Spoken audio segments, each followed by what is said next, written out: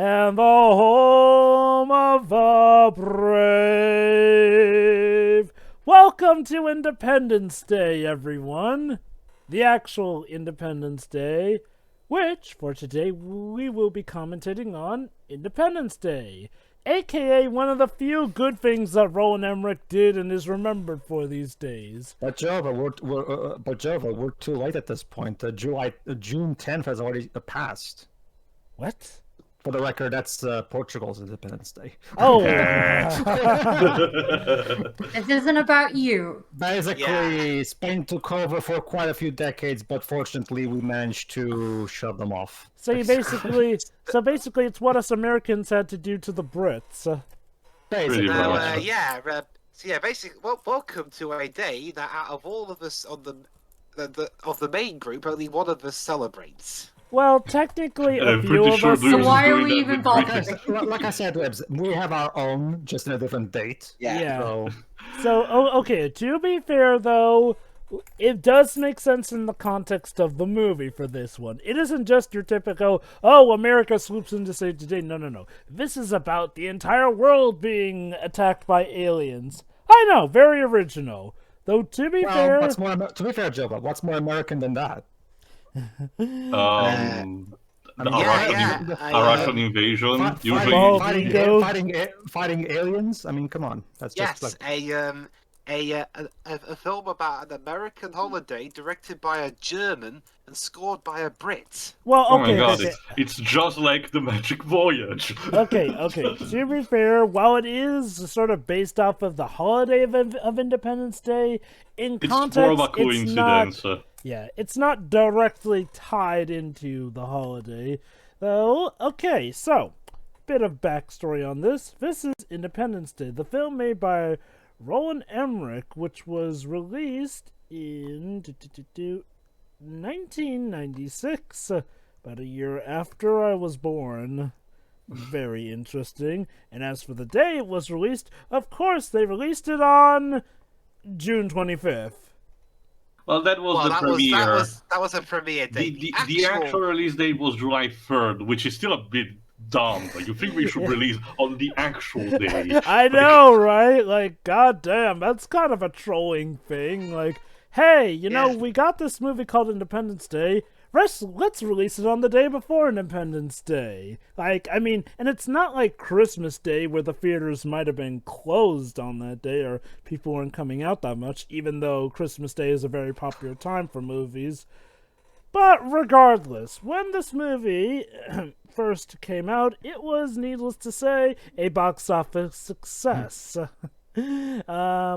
On a budget of 125 million. It made 817.4 million. More than 10 times its budget. That's the thing too. Yeah. Most of Roland Emmerich's movies were big successes back in the 90s for a specific reason that I will mention when we start. Carry on. Mm-hmm. So, yeah, needless to say, this movie was a big hit. It got books, radio dramas, yes, it even revived the radio dramas, brought by the BBC Radio 1 of all things.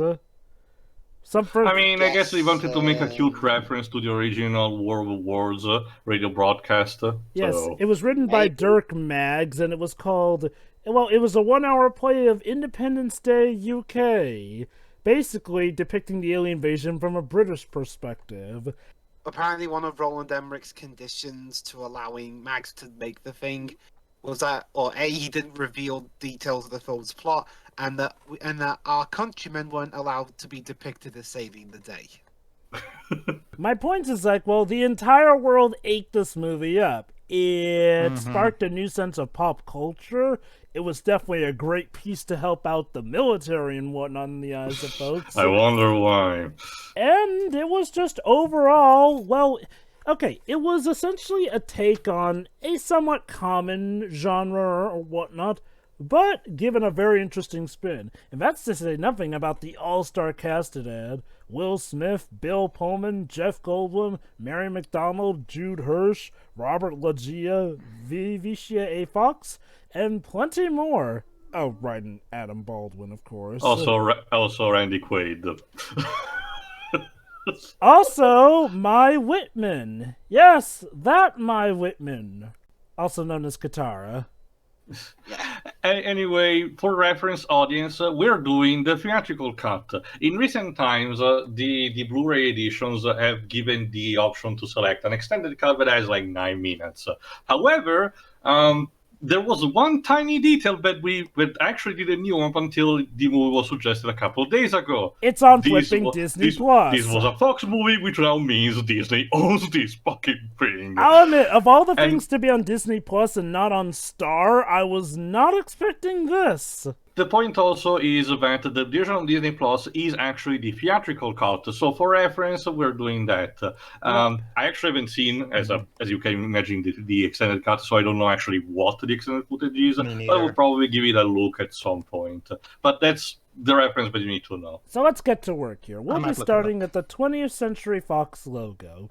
So, when we say click, you press play. So, set your throttles to afterburner. It's time to shoot off in 3, 2, 1, click. Yeah, actually, go on, Pedro. I'm not American, so obviously not gonna. But like Jova said, the movie was a big hit all over the world, my country included. Really? So you might be so allow me because I was there, 1986. Okay, so. You probably was some of you younger ones out there who weren't around when Roland Emmerich was actually relevant in the overall cinematic panorama. And you know when he wasn't commonly known as a hack either. That too, yeah. Some of you younger ones who weren't there and are probably wondering why were his movies in the 90s? Because you're watching them now via digital or Netflix or whatever these movies are. Why was these movies such a big hit? They're so bland and generic in terms of actual blockbusters compared to something like we see coming out of comic book movies nowadays. Well, you have to understand, everybody, about one of the key things for these movies' success was the marketing. Because if there's one particular department when it comes to making these movies that definitely should be congratulated, it's the marketing department at Fox. Because here's how the okay, sure. Wild guess. Take a wild guess. What was the first? What do you think was the first teaser trailer for this movie? The first one. No idea. I've never even seen the movie, so no idea. Just the White House getting blown up.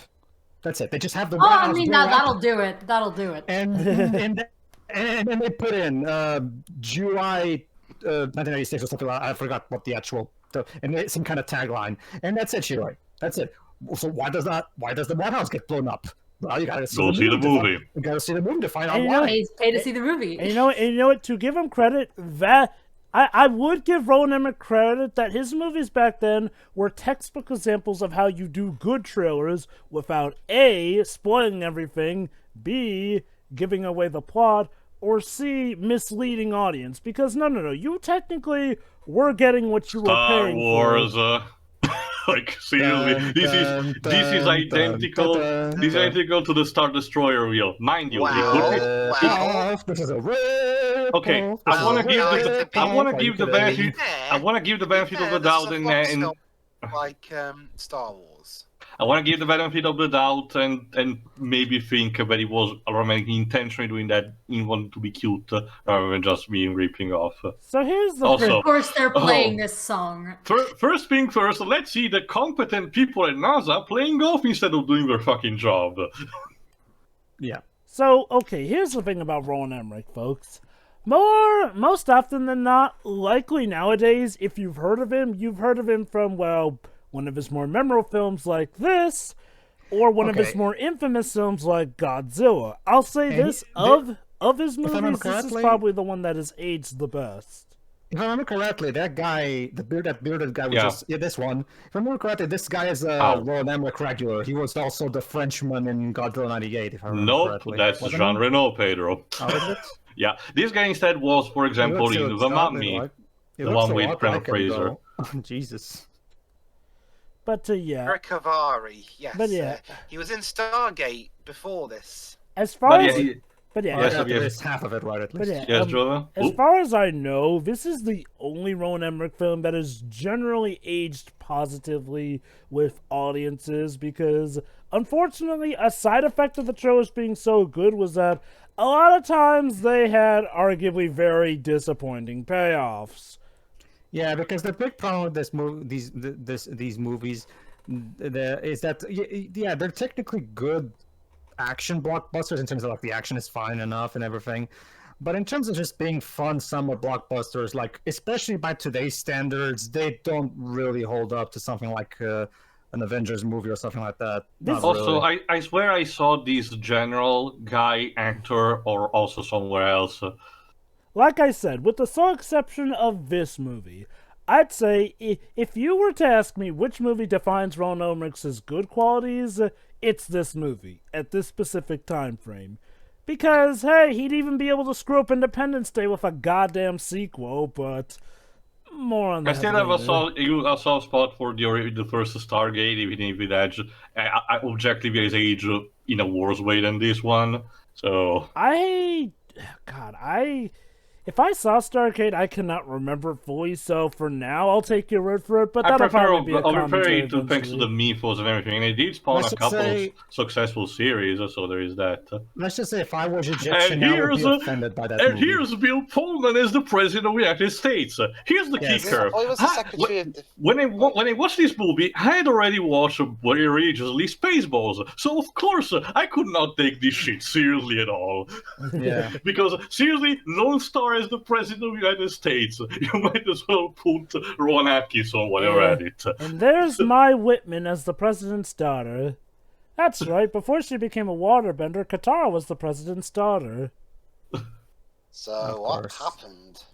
It's also Aliens happened, Wibbs. Aliens. See, the common thing about the basic thing about a Roland Emmerich film is that the characterization in his movies is always very surface level. Like there's like each character is given the basic traits that they need for you to understand what they're about, and that's about it, really. The characters are mostly just here to serve the plot so that we can get to the action set pieces that we all came here for. Like I said, with the sole exception of this movie, like, I don't know what occurred with Independence Day, but Independence Day was like the right lightning in a bottle or something. Like, yeah, you could still tell this is a Roland Emmerich film, but like M. Night Shyamalan's The Visit, it's one of his better ones, and ones where the characters actually do feel better fleshed out. Oh, that's not to... Now, to be fair, that's not to say that we don't still have some of our cartoon characters or flat characters in this movie, but I would argue that the characters as a whole feel more fleshed out than in most Godzilla films. Like, Here's the thing, Jova. One thing that Ron Emmerich is also notorious for is inserting characters who are nothing more but very, very bland and stereotypes. I'm not gonna say borderline racist, but it's still stereotypes nonetheless, and this movie is no exception. yeah. You say that, Jova, but at the same time, I'm going to have to say that The Visit is not a good analogy because, like me and Joyce have discussed, that movie doesn't even feel like it was written by him. Well, that's sort of what I was going with. It's like, well, I can definitely felt that the rap songs being written by him. Ugh. Well, okay. That's sort of where I'm going with on this, though. What was different about this movie that allowed it to flourish better under Roland Emmerich than a lot of his other movies? Will Smith punching aliens. There was also Jeff Goldblum, I guess. But I can tell this for my country, Jova. Most of us view this as a kind of a comedy in an ironic way. So it was mostly that. You have to remember that. For us, it was like we would more in an exotic way more than anything. So, but I have, of course, sort of a punchline for the end, because instead, now we're gonna have Jeff Goldblum as the son of a Jewish rabbi, if I recall correctly, meaning that we're gonna have all of the Jewish stereotypes that you can think of. Enjoy. Of course. Well, that's the thing that all of his movies always had a nerdy dork with glasses in them. But this one is Jewish. It's different, Pedro. Is it?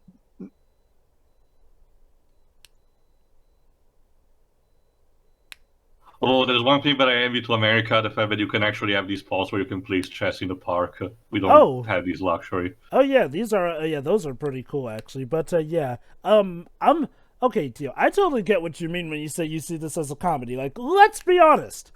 While we do regard this movie positively, that doesn't mean that most people take it seriously. No. The best way to go into this movie, I would say, is expect an incredibly over-the-top and borderline comedy venture here. And that's the thing. What helps this succeed where Independence Day Resurgence Day failed is that, well, the movie itself is kind of in on the joke, but not to the point where it becomes obnoxious. Like, it toes the line just right. Jeff, we told you cannot run in the studio with a bike. Please put that off. Now, see, I told you I will do it as I please. Also, Shiroi, here's to you another stereotype. Jeff Goldblum, essential sidekick, and Contact is your stereotypical effeminate nerdy guy. Oh, hey, it's that guy from Mulan. The one stereotype that the 90s loved. Mm-hmm. Let's see, first Mulan, now this. Guy had a pretty good career in the 90s.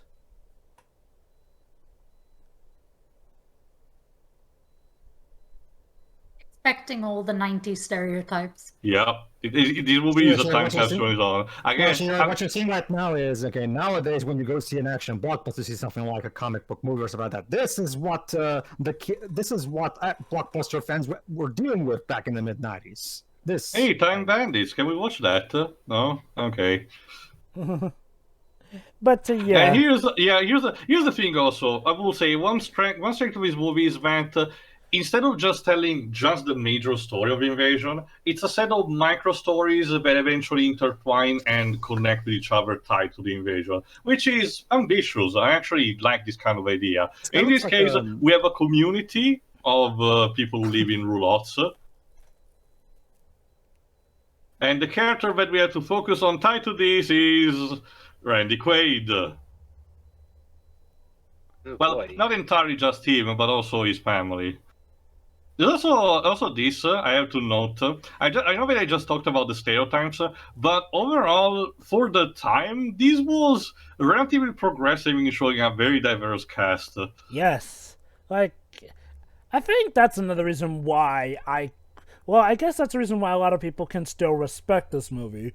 For as pretentious as Roland Emmerich can be, and trust me, if you need to get a good idea of how pretentious he can be, check out the What Happened video of Godzilla 1998. He is a mountain of pretension. But no, this movie, I feel, did do good for the diversity as well, without feeling forced. Or, just trying to earn brownie points for the sake of it. So here's the thing, Randy Quaid plays a pilot in retirement that claims to have been abducted by aliens in the past. In case you forgot, Shiroi, Randy Quaid was the father in Not Another Teen Movie who asked his daughter if she would give him head. And the villain in Home of the Range. Yeah! One of the sidekicks in Pluto Nash. Wow, what a career. Yeah. I'm pretty sure he does have good movies under his resume, but, that doesn't really matter anymore. It does too. Not Another Teen Movie. That's a good movie. Mm-hmm. Also, the alien saucers look like coins. Yeah, that's also another thing, Sherry. For the first half, at least, the transition that the movie does is these bright flashes. It's not a jump scare, but it does boom, like this. Brilliant. Fucking brilliant. Hi. Yeah, I will also say another thing. The actual discussion about politics in this movie, tied mostly to Bill Pullman's figure as the president, are surprisingly... look at that. It's the father from Blank Check. Yeah, I recognize this actor too. Basically, that guy is one of those 90s actors who seem to be in everything back in the 90s that we never bothered to figure out what his name was. And if I recall correctly, almost never is the protagonist. It's always someone in the background or just a minor supporting character. So, Tio. Also, this guy looks like an older man, Brad Bird. Kind of.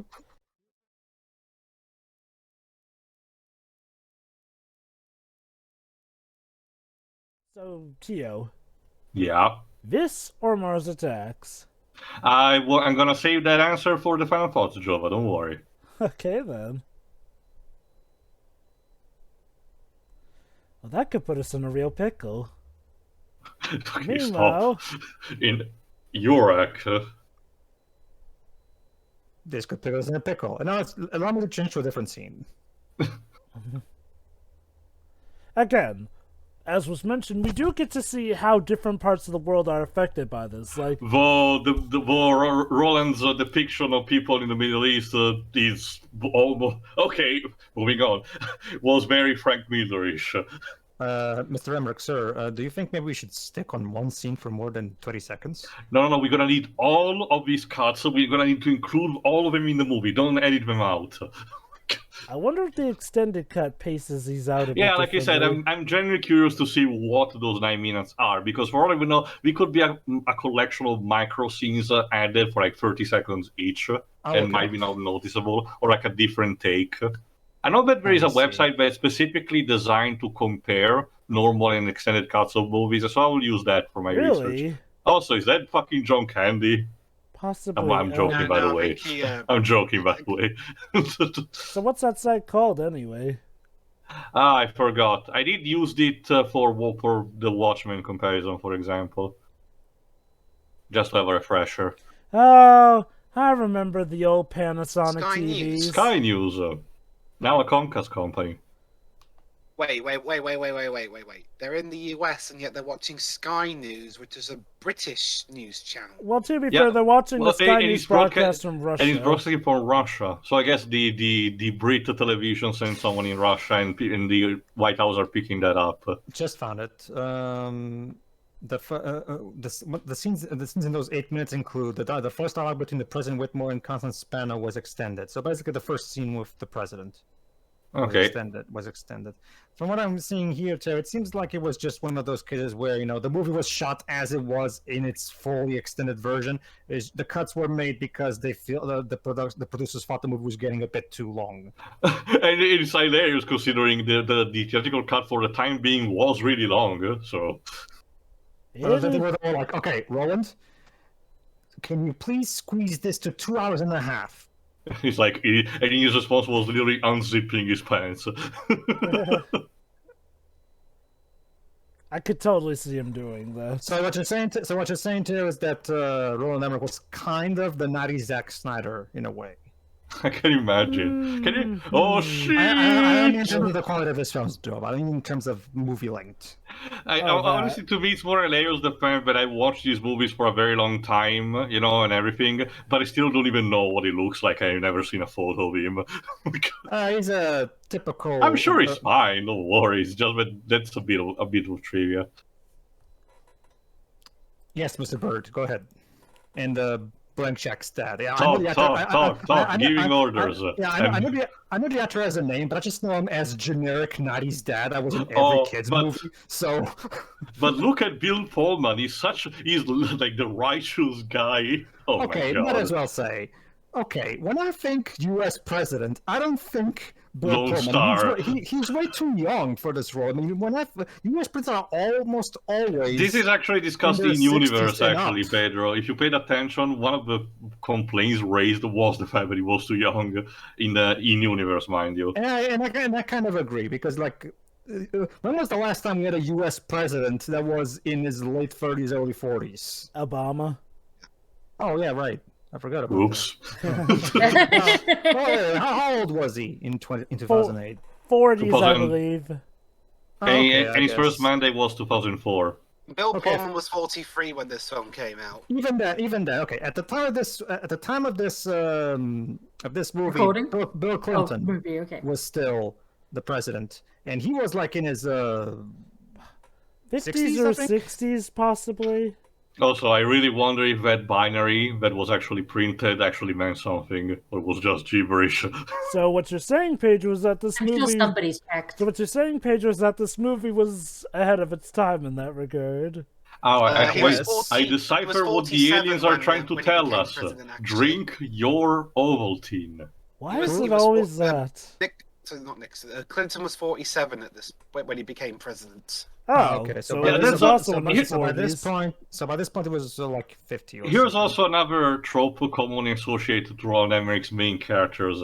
The core main characters are like the guys who are absolutely in the right, but are not conforming to the masses that are around them. They are usually like panicking or taking always the wrong decisions, and instead the protagonists are the pure righteous one who always had the right idea, are always doing something instead productive while everyone else is not doing that. I never really got that from films like this, honestly. Jova, it's noticeable in this, at least the very least. Here, Godzilla and the Stargate. Oh, Godzilla, now absolutely, Also 10,000 BC.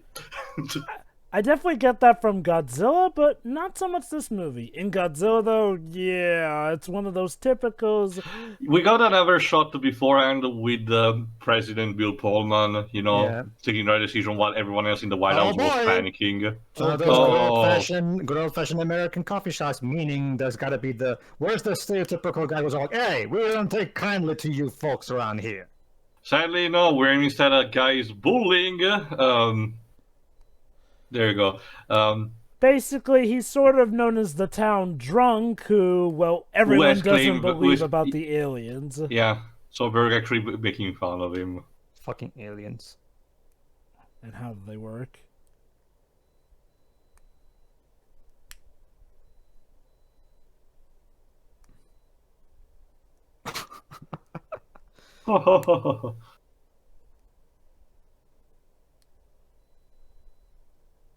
You're all gonna be sorry. Yeah. Yeah, I hear it's karma calling back Shiri.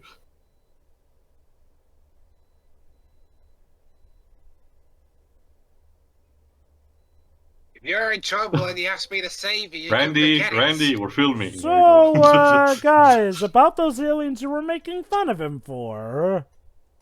Like, okay, one positive thing about the movie is that it's never outright confirmed they were these guys. Again, it's left in doubt if they actually were these species, or he really just imagined that happening. Yeah. And to be fair, I really don't want an answer on that. It's the mystery that keeps it alive. Those guys do. Oh no, Hollywood! The shadow is over Hollywood. Good. So now it's literal. Oh, and now it's time for Jova's probably most interesting subplot, the one involving Will Smith and his super hot wife. Hey, son, I don't think that's Jada Pinkett Smith, is she? I don't know. No. Can you imagine if they'd done that?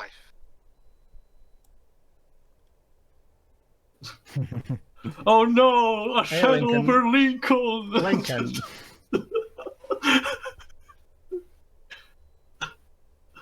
Hey, look, it's an incredibly phallic memorial. Seriously. Whatever. Basically, Shiro, to give you a basic idea, like, about the marketing of Roland Emmerich films. Here's how they marketed his Godzilla movie. They kept putting these billboards saying his foot is as big as this buzz, or his whatever is as big and as this. Like, basically, they kept teasing about how impressive the monster would look. However, Chiro, the trailers never showed the monster. You had to go see the movie to see the monster. Also, was that a fucking galleon part in the Manhattan Bay? Yeah, and there was a good reason why they didn't show the monster. Well, to be fair, for 1998, the CGI was fine. Obviously, it aged like Now, the sour CGI in milk. this movie's better than in that one. Yeah, I guess, yeah, but for 1998, people didn't mind it that much. Yeah, obviously, if you watch it today, the CGI has aged like crap, but for the time, the CGI was great. No. What people hated was the design of the monster. And the fact that that movie had absolutely nothing to do with Godzilla. Actually, I haven't checked. Godzilla in name. I haven't checked. Who did the score for this? David Arnold. Yeah, David Arnold. He did the score for Emmerich's previous movie, Stargate. And then after this, he went on to do the scores for the next few James Bond movies, beginning with... He also did the score for Godzilla 1998. That's another one, Stargate. Basically, sure, here's what they did for the previous movie he made before this one. They showed these people going through a portal. Where does that portal lead? What will they find when they go for that portal? Well, you have to go see the movie to find out now, don't you? Okay, we'll give props to that, the showcasing the scope on how big the fucking saucers are and how imposing they managed to be is pretty neat. Yeah. When you get right down to it, this is basically a 1950s B alien invasion movie made in the 90s, basically.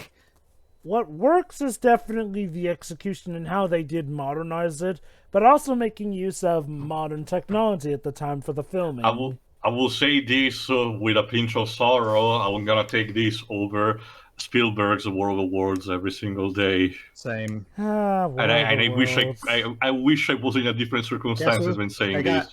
Hey, Dwebs, guess who's in that movie? Justin Chatwin, otherwise known as Not Goku. Yeah. Because nobody acknowledges that guy. Also, Dakota Fanning That's the yelling thing, every though, 5 seconds.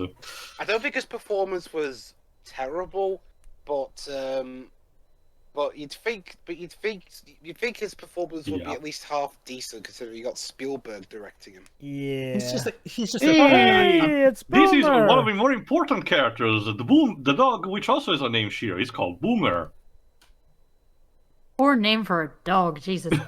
Actually, It's not even that old. Remember, Shira, this was before the word boomer had the meaning that it most commonly is used today. So. Isn't the word also interesting associated thing. in sport? Around this time, Will Smith was wrapping up The Fresh Prince of Bel-Air. Mm-hmm. This was one occasion. So we wanted to break into the world of cinema with a cool, Go watch awesome Independence role. Day. Watch Will Smith take a piss. Well, the previous year, Jovi, he was in Bad Boys. Okay. You know what? To be fair, if anyone could make taking a piss look good, it's Will Smith. Not to With mention, class. gotta take advantage of the Will Smith fangirls. They're part of the target audience. Okay. Mm-hmm. There are a lot of factors that help this movie, but I will agree with Pedro that I do feel like Will Smith was definitely the crowning factor that helps this movie. Well, yeah. Okay, I'm gonna say that was unintentional. You just genuinely tripped on the toy. For a long time, before After Earth was the one that sadly broke that norm. No matter how bad a movie could be, you at the very least, Will Smith was cool in it. I remember not a lot of people being impressed by Hancock, Pedro. I'd say that Hancock has gotten better with age, honestly. I'm just talking about when it was released. Shoot. I'll still take that over After Earth at least, because in that one, Will Smith is genuinely boring in that movie. Yeah. Imagine that Shyamalan managed to make Will Smith boring. How do you even do that? Well. To be fair to Shyamalan, Will Smith wasn't helping himself with that case. He wrote that story. I love how we haven't considered the building is being evacuated. We haven't even detached the electric current system. That is true. I guess Will Smith thought to himself to us, you know what? This perfect track record I have in terms of coolness. I need to take myself down a notch. Otherwise. You know, it was Upstage, everybody. Will Smith literally took himself down a peg. So which do you think was worse? The time that Will Smith made After Earth to try and force his son onto the world, or that time he funded an anime for his son?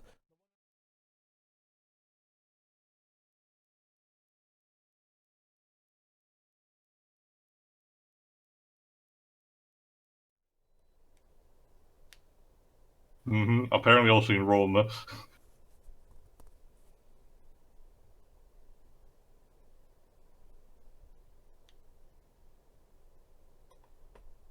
Was this actually used in one of the later trailers? Because it would have been effective. Also, these guys' reaction, Jesus. Remember, Taylor, How's your lawyer gonna help? Remember, Taylor, like we said, he's supposed to be the gay best friend, and as we all know, in 90s movies, gay people means be constantly effeminate for no reason. Super quirky and with no real personality to speak of. I think he's had too much coffee is the problem. Yeah.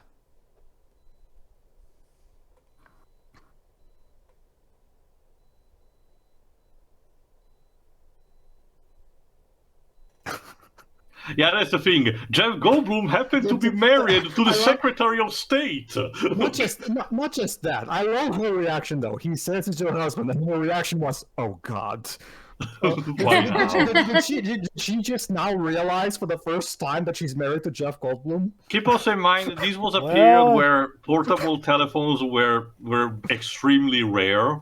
They were just already being printed in a more decent capacity. So communications are also limited by default.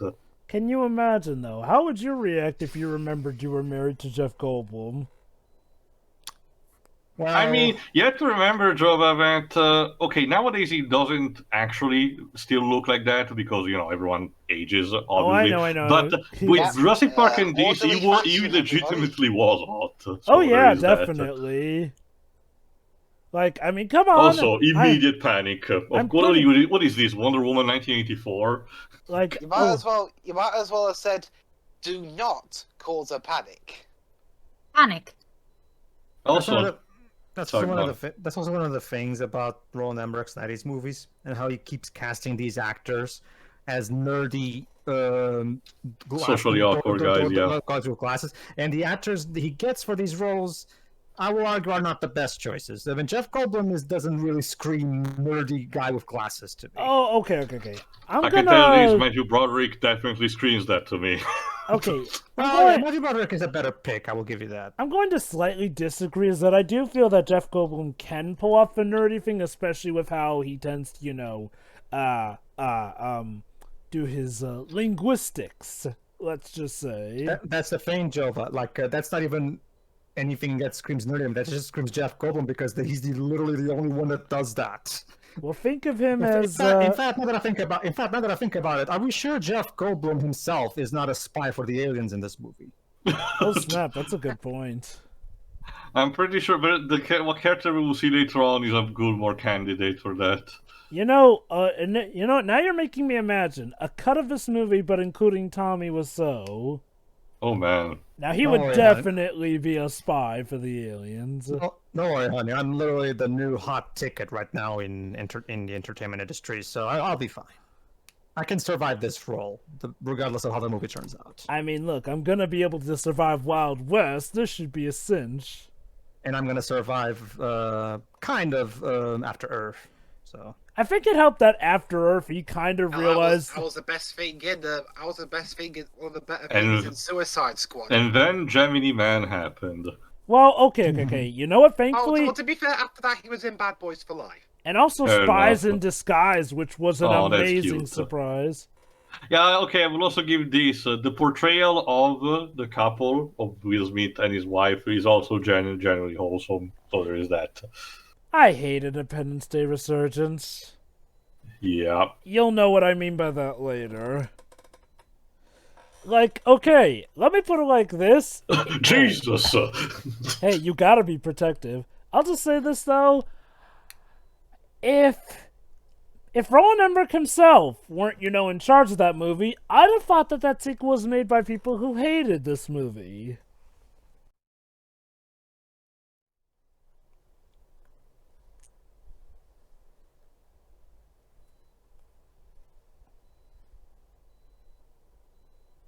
Oh my god, a politician who's best at sticking to the truth. Again, I know, I feel like that's the biggest lie I've heard all day. Bill Pullman as the president is portrayed here. He's just like the most righteous person on the fucking planet. Sorry, Joe, but at this point I'm just gonna have to... My suspension of disbelief can only go so far. Maybe that's why this is a comedy.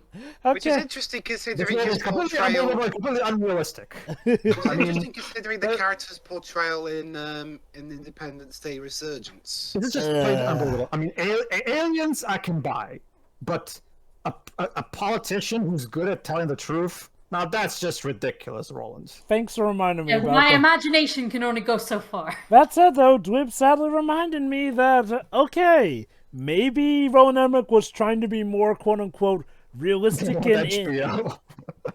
Oh god, that takes me back. But yes, Dwibs reminded me, maybe Roland Emmerich was trying to be more quote-unquote realistic in Resurgence. Also, this is Borderline Iron Man 2 with the bantering. The problem is, Jova, nobody goes to a movie to an Independence Day sequel expecting realism. Okay. Like, look, for all we're talking about how this stuff is unrealistic, it seemed like he was trying to overcompensate with that, with how much he screws over the characters in Resurgence.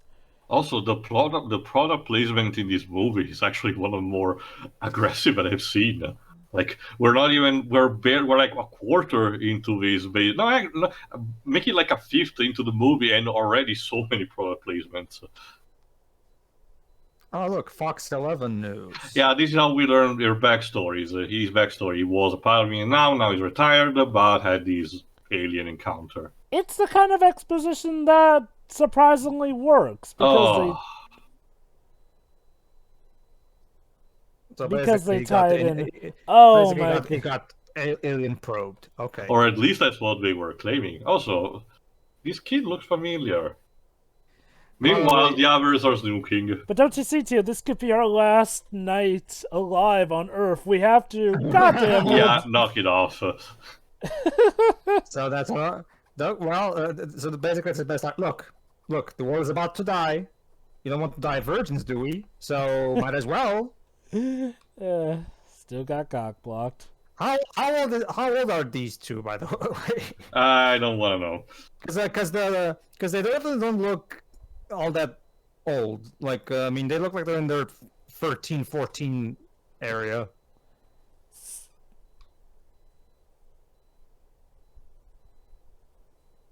Look, we love the Second Amendment, but let's try not to provoke the aliens with our guns, okay? Yeah, this is the one time we're gonna ask you to put the guns This is away. also another thing unrealistic. At this point, a couple of people would have tried to shoot the thing down. Oh, on their own. absolutely, and it would have been hilarious. Okay, to be fair, the fact that there's an advisory advising people not to do it, I can buy that. Like, even we know when to have restraint.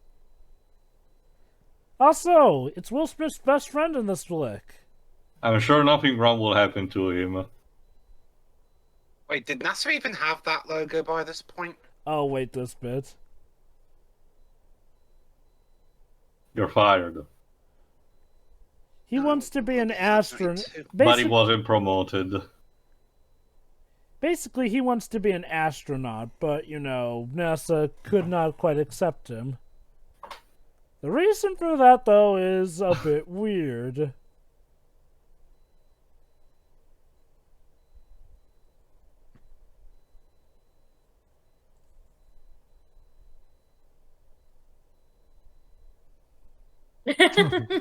Yeah, I haven't seen anything. Moving on.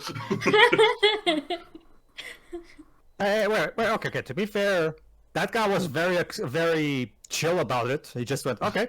Not my business. He just went off. I'll let you two have your moment. He even had a smile on his face. For a 90s movie, that's surprisingly accepting of him. Same, yeah. So basically, the reason Will Smith's not interested. He's a stripper. What the hell's with this like? So here's the weird thing. Apparently, NASA is not set to let him fly because he's apparently in a relationship with a stripper, which is weird.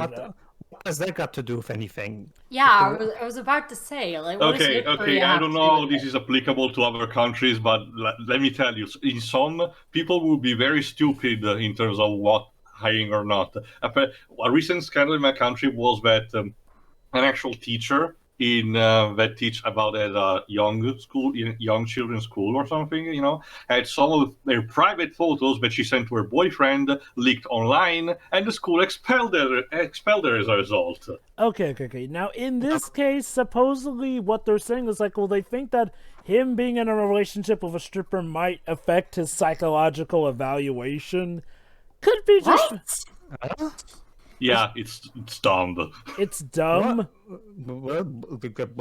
Now, if this were in modern times, we probably would guess that this is just thinly veiled racism and them thinking up a BS reason for a black man not to get to be an astronaut. Yeah, can be a canon, I guess. It's Also, like, it's ball CD. No, well, that wouldn't even fly over here, because over here we literally have a law forbidding that kind of stuff. Like, for a moment I was beginning to think you guys had a space program or something.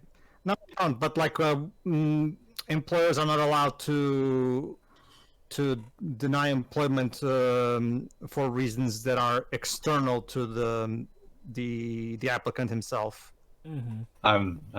I'm resisting in telling anything right now. What do you mean? Oh, I'll tell you privately, Pedro. Don't worry. It's not about what you said. Don't worry. Oh God. What is this? It's a micro version of a Dallet Tower, Radio Tower in Final Fantasy VIII. Basically, this will allow him to reroute and make a call to her more directly, supposedly. By using Hollywood hacking, 90s Hollywood hacking, by violently tapping on a keyboard.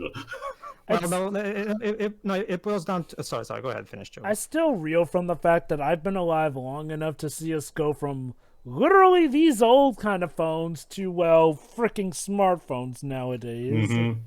Do you see now, Jova, why I feel way older than I actually am? Late 80s, early 90s generations are basically the ideals who have seen the transitions happening under their own eyes. 90s movies is where I learned to type. Remember, when I was 5, Really? I was 5, there was no internet. There was the phones were traditional and very like in the span of 30 years. I've gone from that to where we are now. Do you realize? Let me ask you, what happened in between these?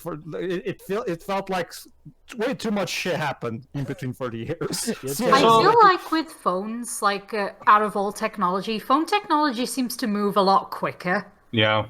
Hey Siri, so how did you learn to type from 90s films? What Shiri's I'm referring to the noise. Yeah, what Shiri's telling you is that she's secretly a master hacker, Jova. Yeah. Also, did we mention that Jeff Goldblum's character's father is Jewish? Well, remember, Taylor, that's what she's doing when she's typing with all that noise and strength. She's hacking. One day we need to show you, Shiri, the actual movie hackers from the 90s. It's also another blast. I guess we could eventually do a Generations commentary of that. No, Taylor, I can tell you that if there's a case in my country where an employer refuses it because wife does X, there are actually entities that you can complain about and accuse them of unfair. I really, as a person from a country, I really envy you right now. Just saying. I'm sorry, what? I really envy you right now, but again, it's more discussion for later. So, anyway, the choppers are now in place for us to try and make communication with the aliens. I'm sure nothing wrong can happen. This is going to work out very well. I love how they've just been chilling in the sky there all day and nothing's happened. Well, it's like what Jeff said. We were just positioning. They're just observing. We were just positioning and sending the countdown message. Probably for the welcoming party. Exactly. They're just here. They're just here to visit, and they're just observing. And they're waiting for an invitation, but these fucks are just here bumbling around doing nothing instead of actually inviting the aliens in. We just came here to visit, guys. Come on. Host a tea party for them, for fuck's sakes. But what Sure, this is America. We don't do that. Sure. Oh yeah, they throw it in the ocean instead. Sure. What if the aliens hate tea and consider it an act of aggression? There we go. Let's have coffee then instead. We can always do what's the name of that thing, Jova, on college parties with I think it's beer keg that it's called. You mean like are you referring to the game where you knock down beer cans with it, or are you referring to like? Too, why not? Like we can have one of those. On the wall. We can have one of those beer college parties or something like that. I was gonna say we'll play it safe and get the aliens a beer. It's also a minor segue. Like I say a lot about what this movie does with stereotypes, but I still hold a bit on John Landis's movies, who are arguably even worse on that front. Oh, I definitely. think beer is safer to offer than cider, maybe. Okay, Teal. Let me put it like this. Don't get me wrong, Independence Day definitely has a lot of Roland Emmerich's tropes, including the stereotypes, but I feel like what helps this movie is, again, maybe he had someone hovering over his head, but it feels somewhat restrained compared to a lot of his other movies. Actually, we haven't even checked who were the actual writers of this. Let me see. By the way, Roland Emmerich himself and also Dean Devlin, the producer. Oh, it was a very conjoined production. Oh. Huh. By the way, I just remembered that guy, the blank check, that actor. He was also the father in Milk Money. Yeah. And that was an actual Disney movie about several boys hiring a prostitute. So, what's the welcoming party? Book the laser shots. Well, that's just rude. Oh, they can't say we didn't try. So, sure. And Joe was not kidding. Disney, back in the 90s, made a live-action movie about boys who want to see a prostitute naked. I mean, they also made a Can't wait to see the Kingdom Hearts world based on that. Isn't just the perfect summer movie to take your entire family to go see? Oh, yeah.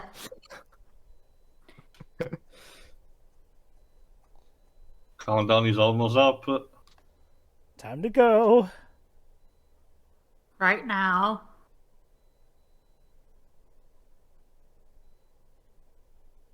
This is the slowest Gee, evacuation. thanks a lot, I've ever British seen. News, to try and help Yeah, nobody I'm panic. really surprised it wasn't Fox News who said that. Yeah, that's the thing, David. That's the thing. 20th Century Fox, the group that owned them, they owned both Fox and Sky.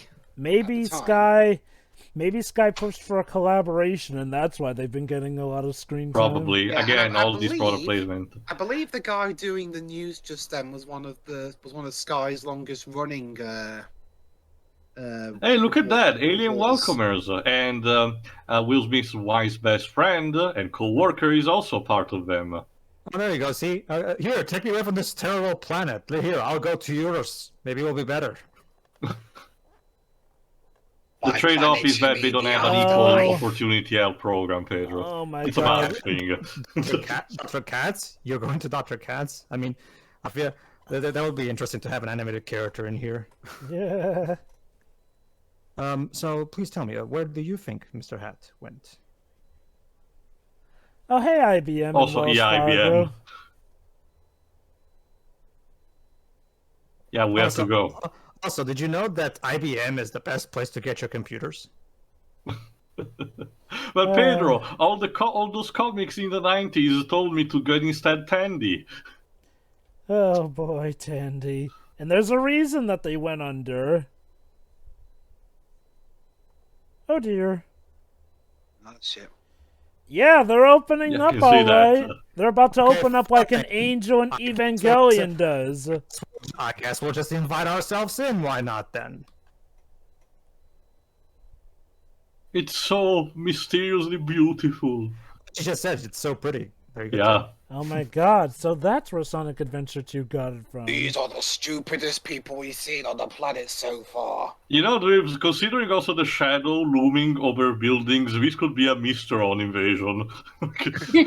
Well, Honestly, the with the Mistrons did weird use transition. UFOs at some point. And with the weird transition this movie has, yeah. Yeah. Well, Jova, that is a good point, but at the same time, it was Shadow the Hedgehog that also had the White House be destroyed. So, True. so yeah, there you go, Shiro. This movie inspired Shadow the Hedgehog most likely. Because remember, my guess is Shiro Izuku's are like, oh, Americans really like that movie Independence Day where the White House gets blown up. All right, I'll have the president from Sonic Adventure 2 Considering have this White House blown up. Wasn't Because Shadow the Hedgehog actively made to appeal to the West Coast? To Americans, yes. Yes. Considering also this inspired Metal Slug, I get the idea this as a sizable cult following in Japan. Yeah.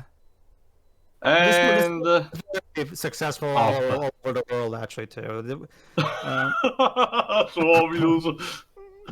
Oh. Oh shit, it's a laser piece. No. They're totally Oh, gonna yeah, welcome no. you Taking guys. us up. They're gonna welcome you to die. Hey, at least they had the decency to killing first the one who sympathized. At least they can go first. The aliens probably thought they were stupid. Well, this is what you get for not inviting us in. Now we're pissed off. So yeah. Also, you're dead, generic extra, yes.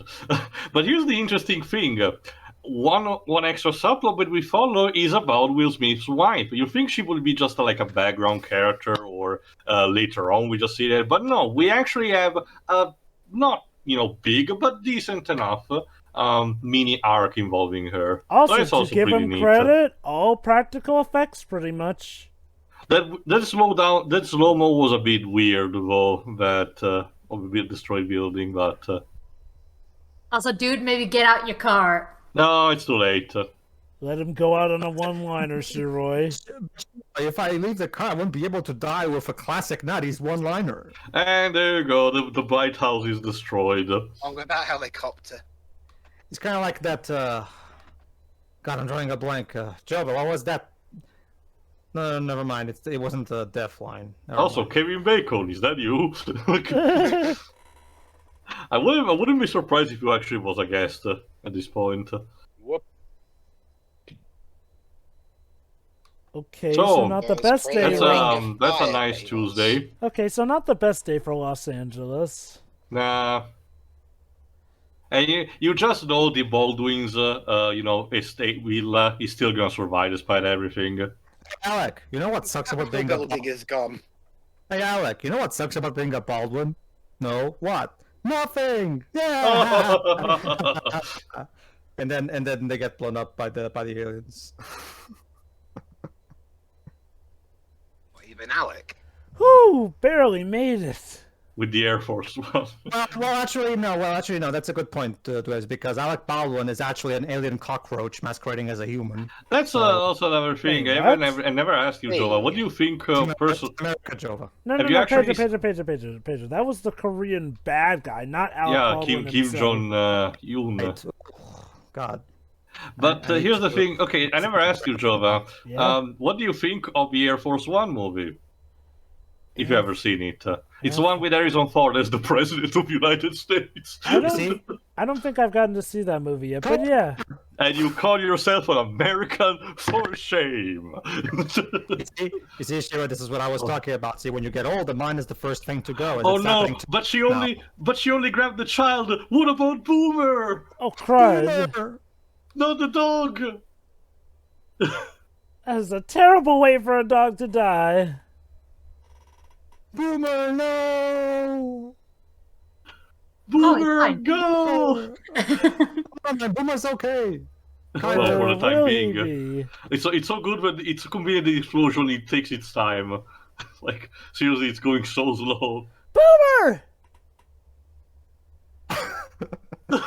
This dog has the most horrible survival instance I've ever seen. Slow dog jumping with Sorry. an explosion. I don't know, Pedro. I don't know, Pedro. That was some... From fucking fire. Well, It's Pedro, not even that. Pedro. Sorry, go on, Java. Maybe Boomer just wanted to show off, honestly, because You maniacs! Also, the Twin Towers are a bad sign in this.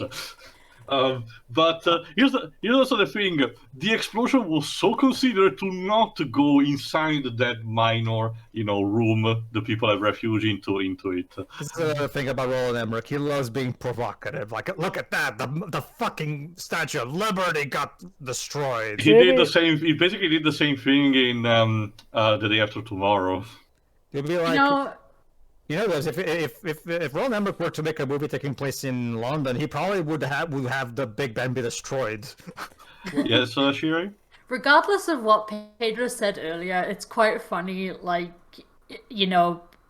from current time, just hearing a woman scream boomer in a disaster Oh, repeatedly. wait. Hang on a second. Speaking of international involvement, yeah. is Sky News all we're gonna get? I believe you get some other bits here, though. Again, let's not forget that you did get a whole radio drama for this movie. Look at Yeah, Bill yeah, Pullman. and we- He's such, and we he's such weren't a allowed- great father and a And we great weren't allowed to be president. depicted as saving the day.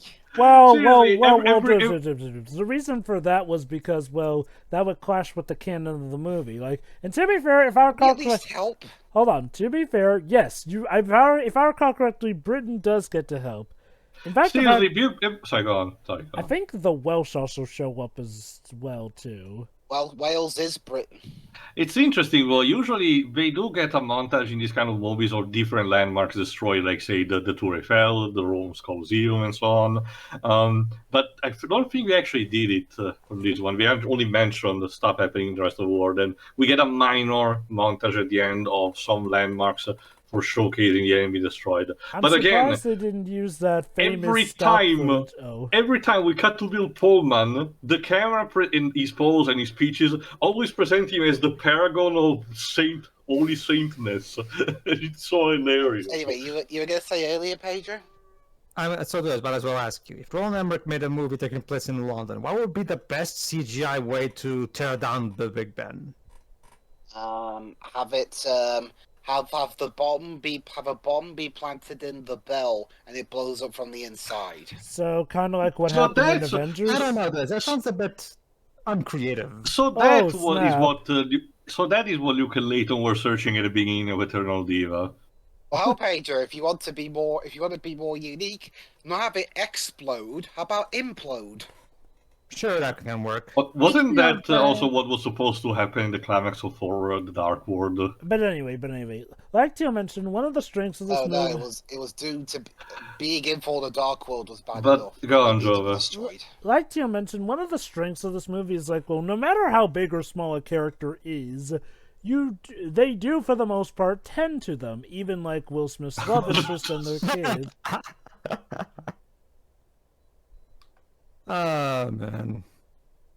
You know, speaking of Leighton, we could also have the London Eye just break free and roll over a bunch of people. Sure, why not? It's also... Well, I just remembered, guys, in Dr. Lautrec, the villain was trying to destroy something in France, but he ended up destroying the Big Ben instead, if I remember correctly. Let me check what. Hey, guys, It's okay, guys. Nintendo took care of France. Hey, What other guys. films released around this point? I don't know. Hey guys, did you get that line? He said, "Let's bring this bad boy home." Little bit of a reference there. Also, Shearer is. Okay, did they ever explicitly state if the construct at the end of the Yoko expansion is actually based on the Statue of Liberty? I don't think they explicitly said anything, but it's pretty, Implied. yeah. Apparently the same date for okay, one thing. Okay, in terms of films that released the same day this film did, poor phenomenon. Yeah, but I never heard of that movie. Although it did make a lot more than its budget. So I remember the name, but nothing else. It's Also, some film starring John Travolta. Also, you know what I like, Will Smith? Being alive. It's the best thing ever. It would be a total shame if I was not alive. Would you agree? Oh, absolutely. Look, you're just the best friend of the hero in this 90s action film. What's the worst that could happen to you? And you like being alive, don't you? The telegraphing is By the so way, real. By the way, how many days before retirement do you have? Yeah. He's not going to answer that. Close enough. I'm surprised that no one has said yet when may God help us. Well, technically the Sky News guy sort of said something along that line, but... It was more about, it will say we're having... let's just have a prayer for the dead pilots. Mm-hmm. Also, Shira, here's a good way to demonstrate how can you immediately feel just by one particular evolution of a particular technology. Back when I was a little kid, I would just have a CD, and that CD, I could only carry one CD on my Walkman at a time, and that CD only had 80 minutes of music. Now I can have an MP3 player or iPod or whatever with like hours of music in it. Mm-hmm. Now you can literally put all that stuff on your phone. And mint flavor force field. Where did it go? Bob Friend. That's the name of the that's the name of the Sky News reporter in this film. Okay. Bob Friend. What an interesting name. He was there from the start of Sky News in 1989, but retired in 2003, and he passed away 5 years later.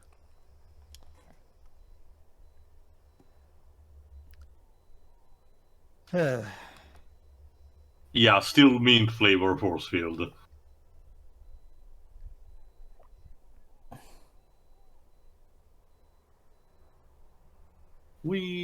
Was there a video game based on this movie? Let me see. Yes. The AVGN reviewed it. There was a very shitty PS1 game. Oh, I actually haven't seen it. Sounds like that could be fun to check out. I honestly, it looked boring as all hell.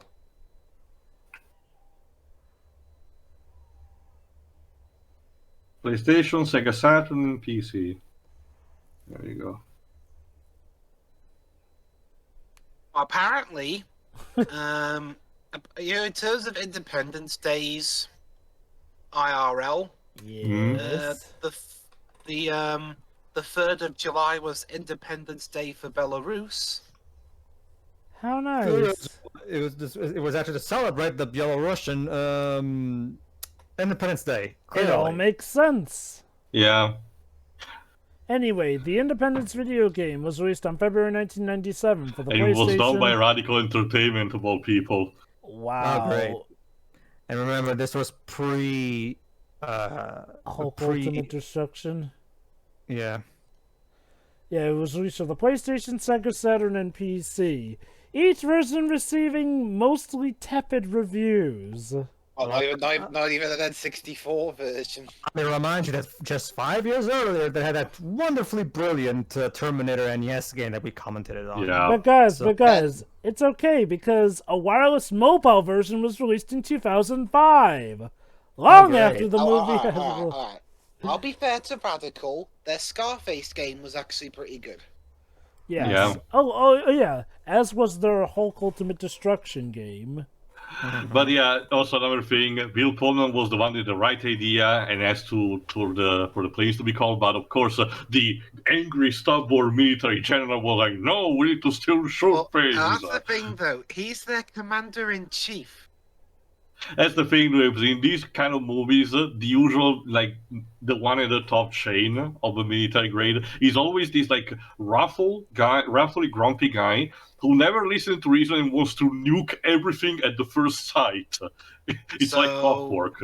So if they survive the events of this movie, he's probably gonna arrest them for treason. Oh dear. Jimmy! Jimmy! No, Jimmy. No, the best friend died. Oh. Okay, so basically, Jova. Instead of the black guy dying, cliche, we have the gay guy dying. No. Kind of. No, his best friend wasn't gay. He was just his best friend, as far as we know. We just have that minor, comedy bit. Hmm.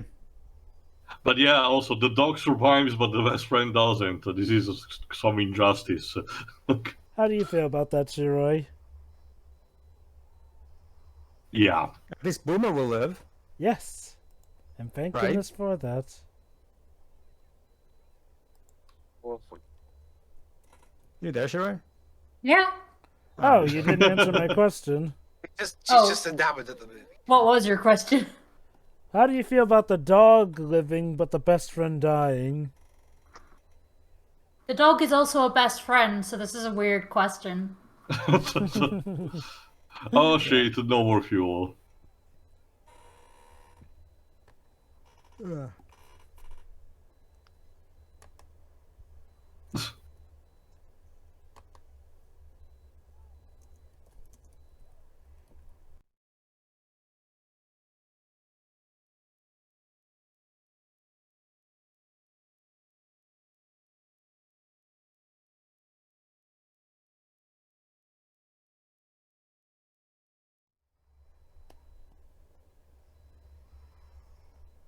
He was quoting the Daleks in case. What was that sound?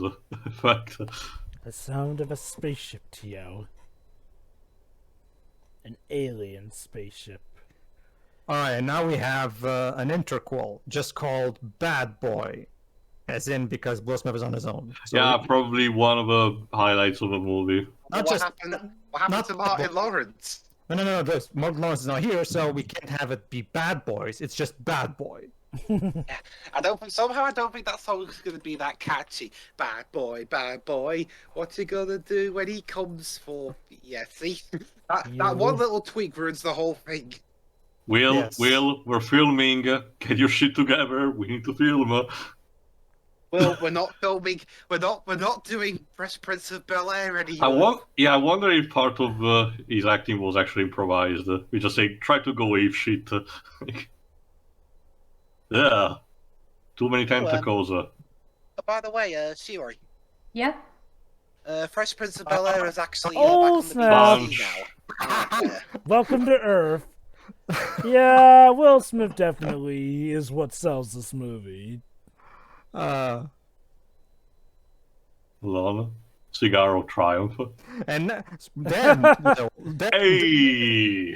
Hey, I applaud you for that. So Will, clearly it really was that good for you. Clearly, I mean, you're already gonna bust out the cigar. Sorry. Yes. Yeah, you haven't won yet. Well, I guess he's gonna consider that an overall win. Countered with, as he calls it, was just that good for him. Why do everyone leave their fucking keys there? I don't understand this logic. It's convenient for the story too. I know, but like in fictional media, it's scary happens no matter what kind of car model, we're always there.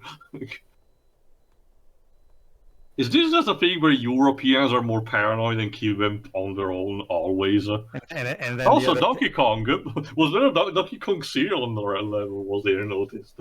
well, actually, back in the 80s, there were cereal boxes of every major Nintendo franchise, actually. So yes. Mm-hmm. It's really amazing to believe that this is a potential world for Kingdom Hearts. Remember, Teo, back in the 80s, specifically the mid to late 80s, Nintendo was pretty much unopposed in the gaming space in America. Completely unopposed. Yeah, they were the ones who pulled out first out of the great video game crash market. Remember, they could afford to literally limit publishers to only 5 games per year to certify that they only get the best games, because, well, it's not like you can release it anywhere else, so you'll play by our rules. So Where else are you gonna go? The Sega Master System? so you have to move to Europe for that to work. Also, Daddy Jeff Goldblum is a nerd. He suffers from air sickness. Well, actually, that's not really a thing exclusive to nerds. Oh, here we go. The general wants immediately now to use nuclear weapons. That's one movie I need to pick one day for us to do, Milk Money, as well, because that movie is it's an experience. Yeah. Oh my god, just wait till Disney remake Milk Money. How the hell did Michael Eisner even say yes to that thing? Well, considering it's Michael Eisner, the guy who's very, very, very infamous for allowing a lot, and I do mean a lot of crazy ideas. Like, okay, look, believe it or not, his history with leading Disney into their second dark age was not limited to the movies. He made a lot of dumb decisions with the theme parks here. The original Euro Disney was a complete disaster. He tried to okay a weird food thing called the Hand Witch of all things, which didn't really take off for obvious Oh boy, reasons. this one. Now we're talking about Area 51 with the Roswell incident.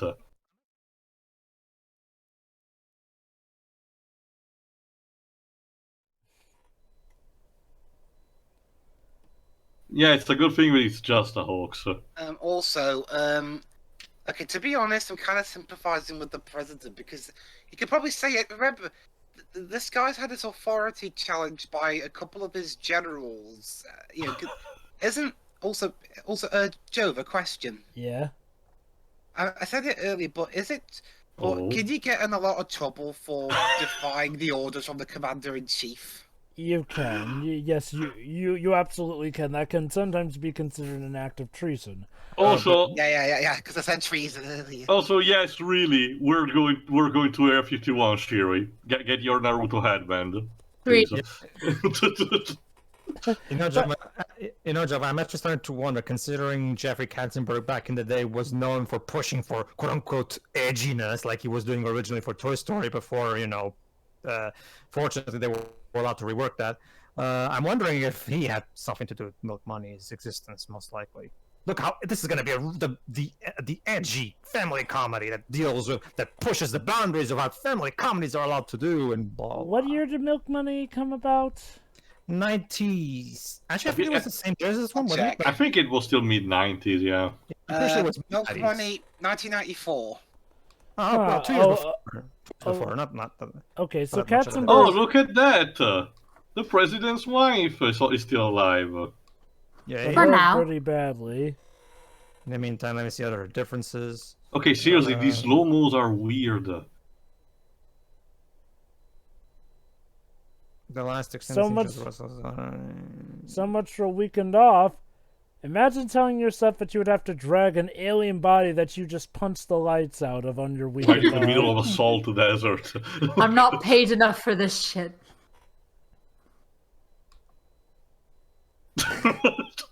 We're still filming. Get together. We need to act the scene now. You like me the smell of a dead body, my dude. Teo. There's no way Roland Emmerich is going to tell Will what to do. He's the best Yeah, actor. I'm generally wondering if some of these scenes were just, you improvise. Okay. And you just feel whatever. Okay. Okay, Pedro, considering how much of an egomaniac Roland Emmerich is, it is kind of amazing that he would allow Will Smith this much To be fair, freedom. Joe, it did also happen to a perfectionist like of Kubrick, that he allowed some improvisation in his work, so it can happen to everyone. Where he Definitely. literally told. It was 2 occasions. One, first, Dr. Strangelove, where he had the camera on Peter Sellers all the time because, as he said, I don't want to miss anything. Because anything that he might do that was funny would go into the movie. Same thing for Lee Army in Full Metal Jacket. Like he just allowed Lee Army to just do his thing. Just do your thing. Mm-hmm. So Also, basically, okay, a lot of our main sorry, players go. are now headed towards Area 51. Yes, because again, Area 51 is a genuine thing. Of course, the United States of America Airlines. We all know those airlines. Mm-hmm. It's Air Force One. It looks like Well, that. it is. How does it compare to the United Kingdom Airlines? I mean, we have British Airways. Close enough. No. It has to be the name of the full-blown country, or in your case, group of countries. The United Kingdom Airlines. Like we have the Portugal Airlines, so it has the Italy Airlines. No specific names, just the name of the country. Hey, Yeah. Ironically, yeah, the twist is that it's actually a competent company, unlike the one we have. Yeah. Shiori. I don't recall ever me flying on United Kingdom Airlines. What about you? Nah, can't say I'm familiar with it. hey, remember when Disney had their own airline? Those Oh, were the God. Oh, there we go. Apparently, okay, the one thing that I Does found he have is their own that radio station? the only thing that seems to improvise about Will Smith acting was the rant about the smell, because the set they were in legitimately smelled bad. Wait, that was the only thing that was ad-libbed? Everything Apparently. else was scripted? Apparently. Then Roland Emmerich must have really gotten Will Smith's character down pat, like... Well, okay, another thing that I found in the meantime... Wait. The President of the United States is asking where they get the funding. Here's You know. Brent Spine as the lead scientist. What are you doing here, Brent? You have Star Trek to do. Yeah, that's an interesting thing. Star Trek First Contact came out the same year this film did, although that wasn't until later on in the year. Believe it or not, this guy is actually very important, despite being presented as a very, very minor side character at the halfway point. But here's the thing, Joe. 2 interesting things. Yeah. When I was checking in about the throwing it in scenes, apparently discovered that this movie was actually banned in Lebanon because of pressures from the Hezbollah. So apparently Joseph Harris was not able to watch it, alas. Apparently, and then one of the deleted scenes that titled The Climax had Harvey Firestein's character planting an ad-libbed kiss on Jeff Goldblum, and it was Roland Emmerich who removed it because he feared the MPAA. Which is weird, because Roland Emmerich himself is gay, last I checked. I don't know. So yes, But- apparently here is an alien spaceship from all that But- time back. Instead of being about the Greys, as the usual myth will say, is about this particular species. You're not Australian. Clearly, you and I have different definitions on the word beauty. Don't you see, Tio? This is his life. Okay, story. as far as spaceship designs go, I've seen worse. Hey, at least it can give something, that cannot piss you off about some particular spaceship models, Pedro. It's symmetrical. It's symmetrical, but I don't know. It looks generic to me.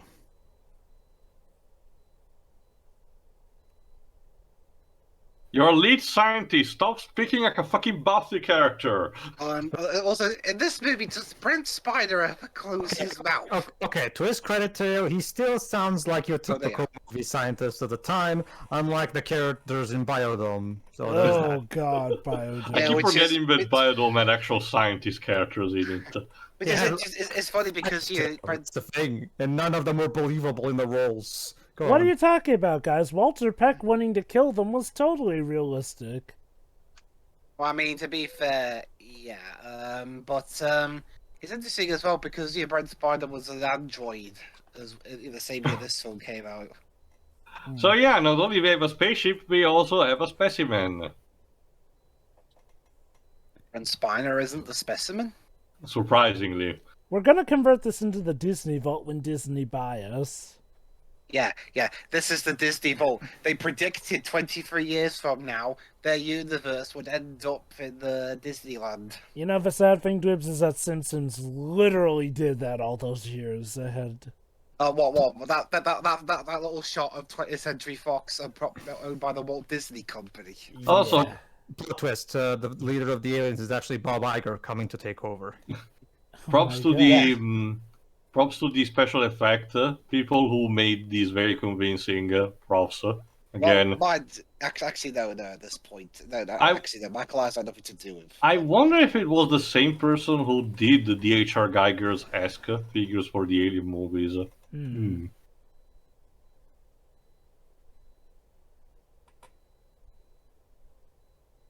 See no evil, speak no evil. No shit! Bill, leave the scientific reasoning to characters with glasses. This is a 90s movie, only characters with glasses, no science. Remember? So basically, that extends to Brent Spiner, Jeff Goldblum. Yeah. Well, Remember Will Smith did technically wear glasses shade. Those are sunglasses, though, Joe. Glasses no. are glasses, still. It only counts. It only counts if it's regular glasses, Joe. Sunglasses don't count. That doesn't make you a nerd. Remember that. We're operating on 90s logic. On 90s logic, you're only a nerd and no science if you have glasses on. Yes, sure. But some sunglasses are prescription, therefore nerdy glasses. So sunglasses do count. Exactly. Here's the thing, Sheila. Sunglasses are for coolness. You know, like, a nerd cannot be a nerd and cool at the same time. Remember it. You're either a nerd or you're the coolest kid on the block. You can't... I'm sorry for being open-minded. Jesus Christ. Also, Is this Did did this film predict that whole meme about storming Area 51? Yeah, not even kidding. That's exactly what's happening. See, Will is the coolest guy in this movie. And hey, Jaden Smith was the star of an anime, so there you go. see, Shiro, the characters have to know their place in Hello. 90s society. That's very convincing. So that's what they had to do when they were storming Area 51. Just make an alien corpse and present it, and they got in.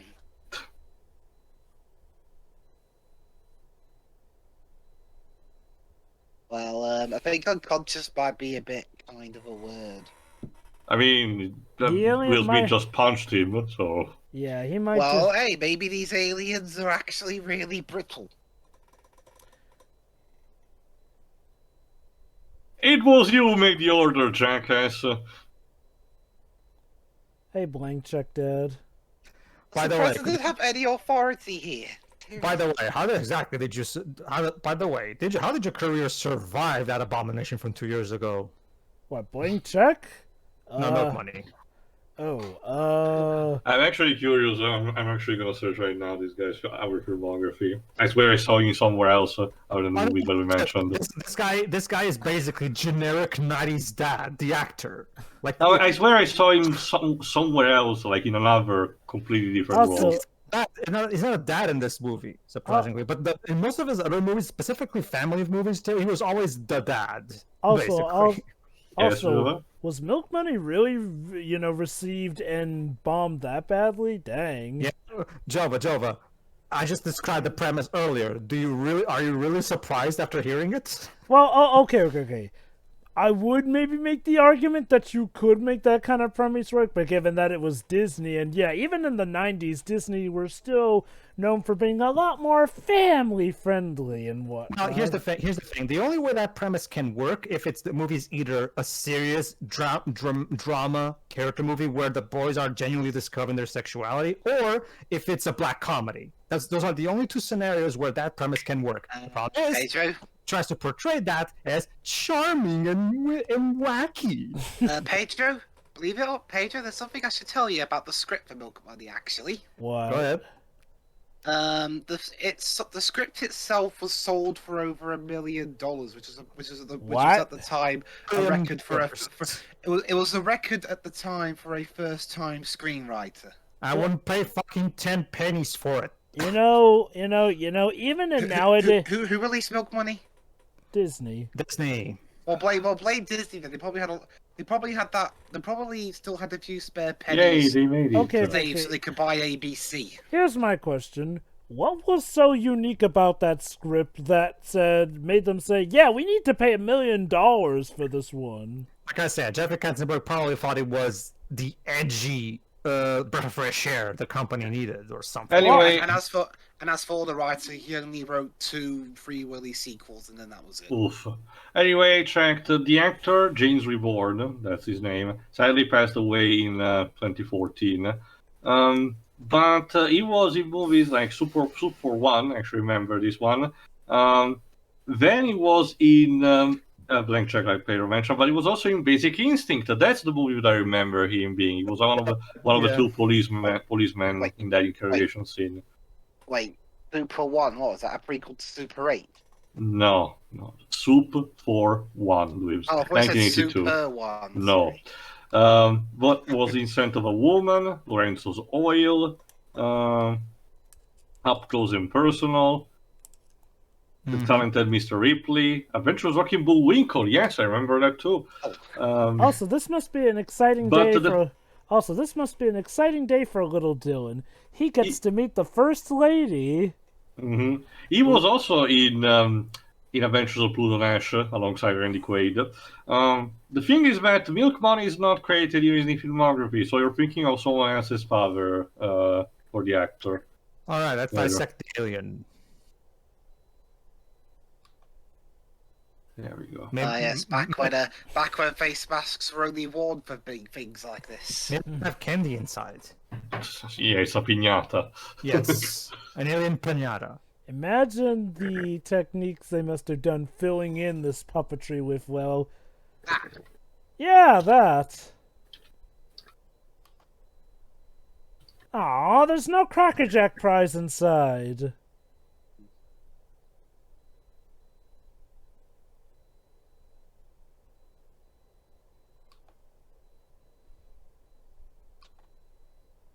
Okay, Brent, you don't have to describe every single icky thing. Oh, shit. I wonder for some point they should... Maybe Brent Spiner could be a narrator for audio description tracks. Yeah, it doesn't look alive, guys. It's not like it's moving or anything. It's You know, giving the maybe middle you finger. Shit! E.T. phone home. It's You know, doing you more could have than shot it that. a couple of times to see if it was, dead. Yeah, that's the thing. Apparently inside the alien there was, well, another. It's more the fact that the big mass bear is more like a protective armor, organic armor. Yep. You don't even look like you're pressing the button.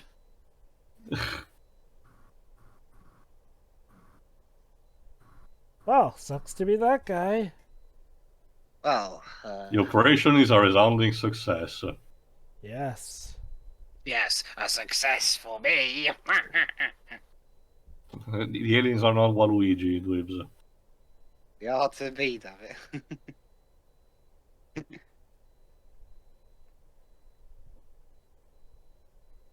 Doesn't seem to be up Okay, to... this is the biggest problem with the movie. This president, okay, I know it's not a whole lot he can do about the alien threat, all things considered, but has he actually given any orders that people have actually followed? Everyone just seems to be defying him like he's the president of a fast food chain, not the country. Not everyone. I mean, he has been giving some orders here and there. Like, the only time where he's been outright defied was the bit with the planes. And there was that bit, plus there was that bit where he was in that other place, and people just flat out ignored his orders and were arguing with him. Oh, snap. Basically, Okay, dweebs, he wanted Bill Pullman's president to do something, now he's gonna try to actually pull diplomacy with the alien. Yeah, if I'm not having a fit first.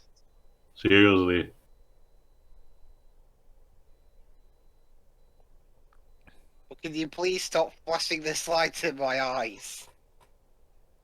Can't negotiate, if we, blind each other, I guess. It's a rave. Oh Yeah, snap! no peace. Oh, that's a bummer. Guess you rolled a 1 on that diplomacy check.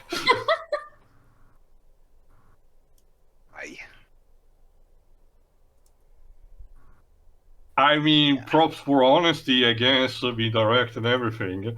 You see, humans kind of suck, so... Because you aliens are so much better with the killing and the... By the way, Brent Spiner survives this. Not even joking. When I saw the movie for all these years, I was like, okay, he's dead, he was just using as a puppet. But no, he shows up in the sequel. Yeah, apparently what this did was put him in a coma. Just brainwashing him and that's all.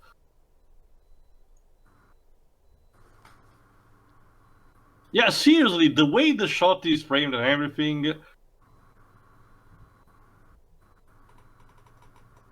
Yeah. Does he look like he's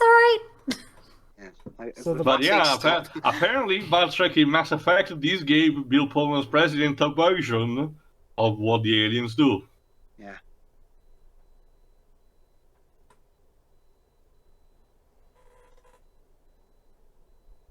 So basically...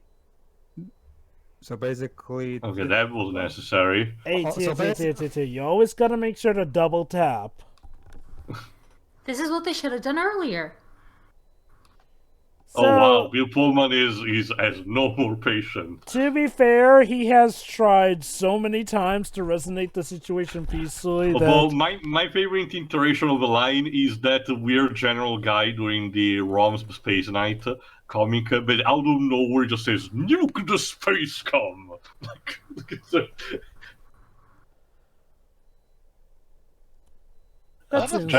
Jeff, what did we told you about not arriving drunk on set?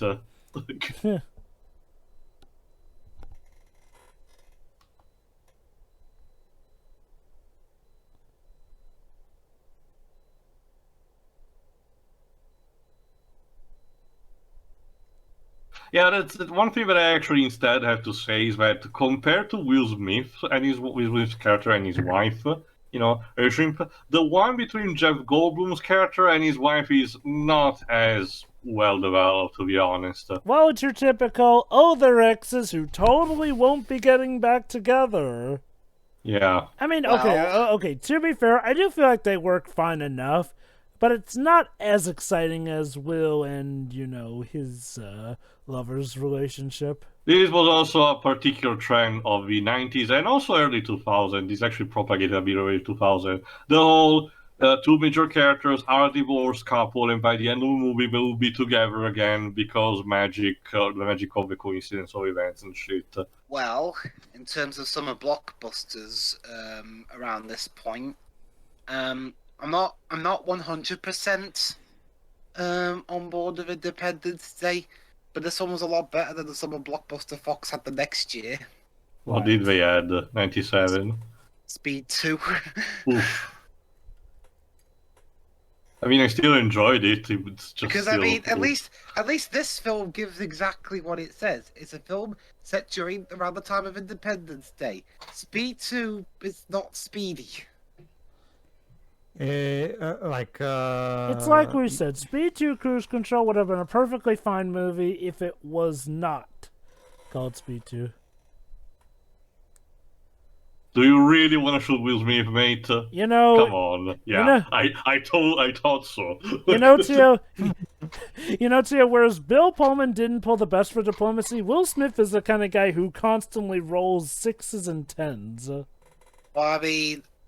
Well, I mean, there have been times where where films have defied what you normally expect to see from a particular actor. Like take Deep Blue Sea. 3 years after this, everyone thought Samuel L. Jackson would get to do the big epic speech he's known for, but he gets eaten by a shark. And people, from what I recall, weren't too fond of that. It's okay. We evacuated the area. Yep. Yeah, of course. Yeah, see? Yeah, hey, Zach, this film was doing that 20 years before you did. No. Well, technically, what Zach said was the port is abandoned. No, it's okay. It's abandoned. Mm-hmm. Why would a port be abandoned? Well, okay, I can see that happening. Okay, I think it was Gotham, not Metropolis they were in, right? Yeah. Gotham has... It's the old pier. It's actually, I think, also in the comics. And remember, Birds of Prey also included that.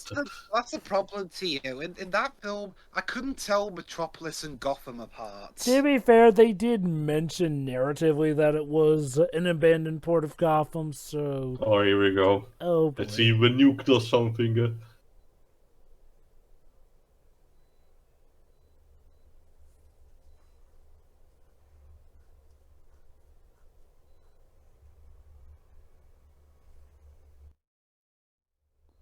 Alright, let's see if a nuclear confetti does something.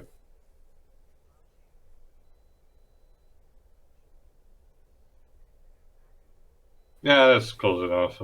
Well, given the sequel, that's kind of sadly poignant. Wait, you don't know that yet. Hold on, Dibs. Let Blink Check Dad be happy. Yeah, I want to see bodies. Look.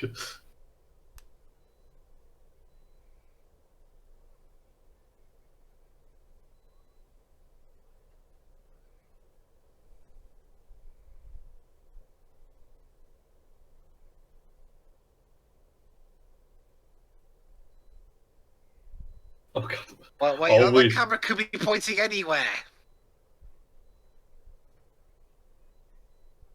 There's too much of a movie left, though. Mm-hmm.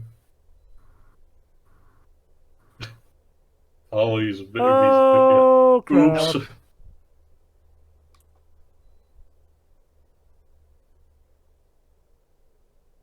Ah.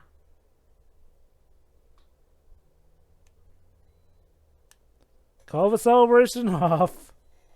Yeah. Put away the champagne. And then he turns around to the guy who was telling him to do that and fires him.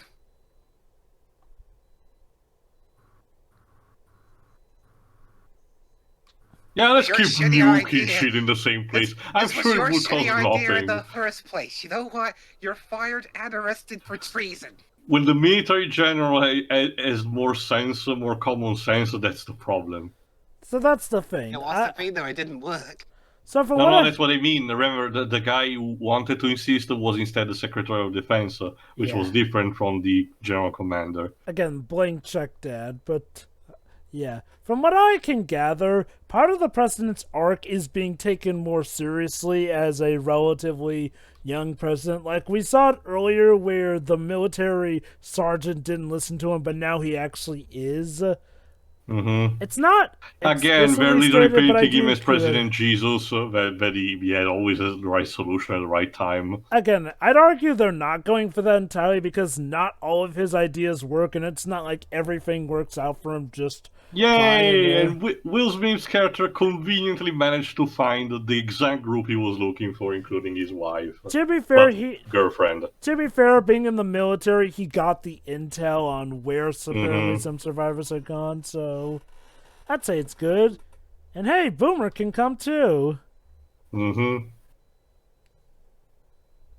Okay, I was looking on TV tropes about some trivia for this film. Apparently, while in the US, the film is pretty divisive. Outside the US, finding people who are really devoted to this film is a bit tricky, in spite of making triple its domestic gross overseas. That's not entirely surprising, but go on. Like I said, we mostly viewed it as more of a comedy than anything. It's like I said, the idea with this movie is not necessarily to take it 100% seriously. It's to recognize it for what it was, an over-the-top action flick. Don't get me wrong, it does have good characters, not like the best, but I would say overall good characters. It's, yeah, I'd say it's pretty much the 90s equivalent to being an Expendables film, essentially. Like, yeah. Also, yes, with you will grow as a very powerful waterbender, don't worry. Also, I mentioned the music earlier. There's another quote from TV Tropes about that. This is the movie that put the composer David Arnold on Hollywood's It list. To quote producer Dean Devlin, "Leave it to a Brit to compose the most patriotic music I've ever heard." Wow. There's some irony in there. You must feel very proud about that, Dwibs. Oh yeah, I mean, he went, and like I said, David Arnold did go on to do a lot of the scores for the next few Bond films after this. So, yeah, Godzilla '98 as well, but that's neither here nor there. That's another I good honestly thing. don't remember its score. That's another good thing about this movie. It helped careers both flourish and also be born, arguably.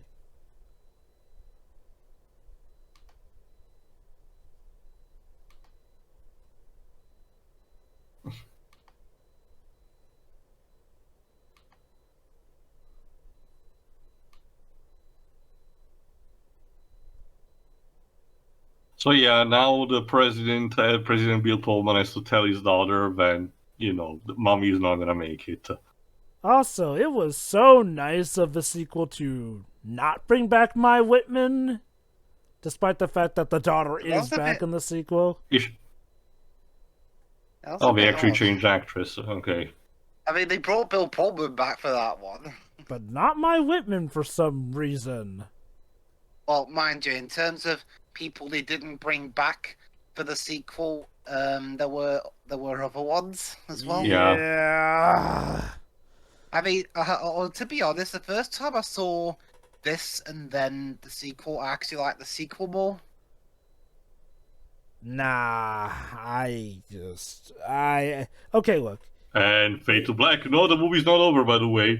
Okay, you know what, Dribs? If you found stuff to like about that, more power to you, but I genuinely cannot agree with the idea that Resurgence is better than this movie, because Resurgence is god-awful, and it feels like a slap in the face to people who enjoyed the first movie. Jeff. Oh my gosh. Someone get in the salt, so we need to have Jeff back in a decent state to act. He's been ranting and raving about them bringing back dinosaurs in 2016 or something like that. 2014. Well, I mean, I'm sure the Taiwan audience will appreciate that. Well, hey, Joe, think of it this way. Perhaps that could be one positive of Disney by Fox. They are going to continue that story. What story? Yeah, there was those stuff Resurgence left hanging for a sequel because of the Disney buyout. They're probably not going to continue it. Here's another thing. Again, being classic type of disaster style movie that rekindles faith in people who had lost it. Like in this case, Jeff Goldblum's father, who, as he said, hadn't spoken to God in a long while. Since his wife died. But of course, this will be the thing that will rekindle. That's nice, I guess. But Jeff characters actually got something out of that speech. But okay, Dwibs, do you still think it that way? Was it a case where you didn't get a good look at the both movies, or do you still like Resurgence better than this movie? To be honest, I am not sure. Either way, I suppose a rewatch is in order, and hey, wake up, please. We'll definitely get to commentating on Resurgence. You can bet, but we'll have to wait. We'll have to wait 20 years to do that one. Well, you guys didn't wait 21 years to do T2. True. What, Terminator? No. T2, you know what I mean, Dweebs. Not that T2. Also, you didn't make T2 jokes in that commentary. You're not allowed to do that. Yeah, now. I know. I was amazed at how restrained I was. But no. Seriously though, screw Resurgence. All right. Here's one particular thing that I like about this movie: what they actually try to do to actually bypass also Coca-Cola. We're going to nuke the Coke. Not trying it first. Yeah. Also, Jeff, you could have probably killed someone with Ricochet. At least he admits it. What if it all went wrong and it ended up blowing up the ship and all of them with it? Flimsy ship then. Sorry? Flimsy ship then. Yeah. Watch this. Yeah. All right, let's try it again. Judging from that camera angle, judging from the way it was, the way that bit was constructed, just then I thought it was going to shoot Jeff Goldblum. He shot the With Oh, a there we go. virus. Yeah, also, we were talking about the Baldwins. The major, the guy who just shot the coke can, is actually Adam Baldwin. Yep. Not the most recognized of the Baldwins, but a He still Baldwin. had his own roles, like in Full Metal Jacket or Predator 2. Oh, definitely. It feels like nowadays people only remember Alec. Speaking of which, who's looking forward to Alec's latest film? I don't know what that is. Boss Baby 2. Oh, forgot. Did you forget or did you repress? Maybe both. But yeah, I wanted to commend the movie. This is actually kind of ingenious. It's a modern take on what won the War of Awards. Again, in a modern way. Instead of being an actual virus that actually defeats the biological aliens, instead a technological virus that disables their shields. It's actually a smart... You know what they say, modern problems call for modern solutions, and this one makes sense, actually. Although, interesting, Joe, very interesting thing. You know who else turned out to not be a big fan of Resurgence? Will Smith. Roland Emmerich. Wait, but he was the one in charge of that turkey. What the hell? Yeah, 3 years after the film came out in November 2019, he said he regrets not cancelling development after Will Smith dropped out. Yeah, I think Will Smith dropping out was the omen, because again, trying to do Independence Day without Will Smith, that's like trying to do Titanic without its amazing effects. Well, I mean, to be fair to Resurgence, it's not like the 2016 Will Smith ad was that great. I mean, okay, yeah, Will Smith was going through a rocky time, but he was still arguably the selling point of Independence Day, let's be honest. And again, what better way to try and help him get him back to his roots than with a sequel to arguably one of his most iconic roles? Bad Boys, but that wasn't until 4 years afterwards. I said one of his most iconic roles. He has a lot of iconic ones. He got there eventually, it just took a while. But yeah, now the plan is that Jeff Goldblum and Will Smith will have to team up in order to implant this virus in the mothership. I'm curious, Tia, what did you think of Resurgence Day compared to this movie? It's less enjoyable, I will say that. But otherwise, not much, considering Well, I will mention this in my final thoughts. Mm-hmm. Well, apparently Emmerich said that they're doing another one, it'll probably be on TV. Not just that. He said that he needs Disney's approval, Oh, even here though we he go. doesn't want to have one.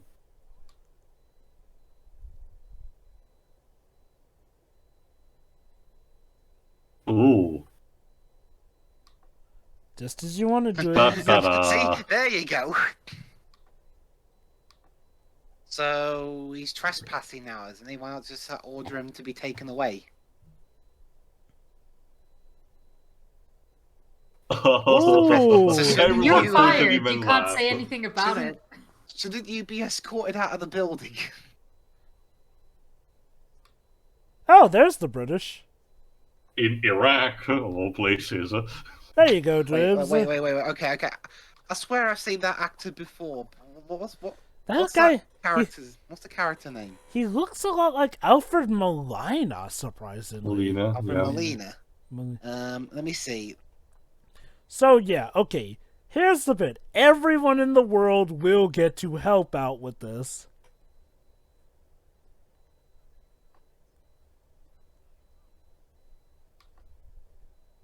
Well, I'll tell you what we plan to do. The epic choir is telling you.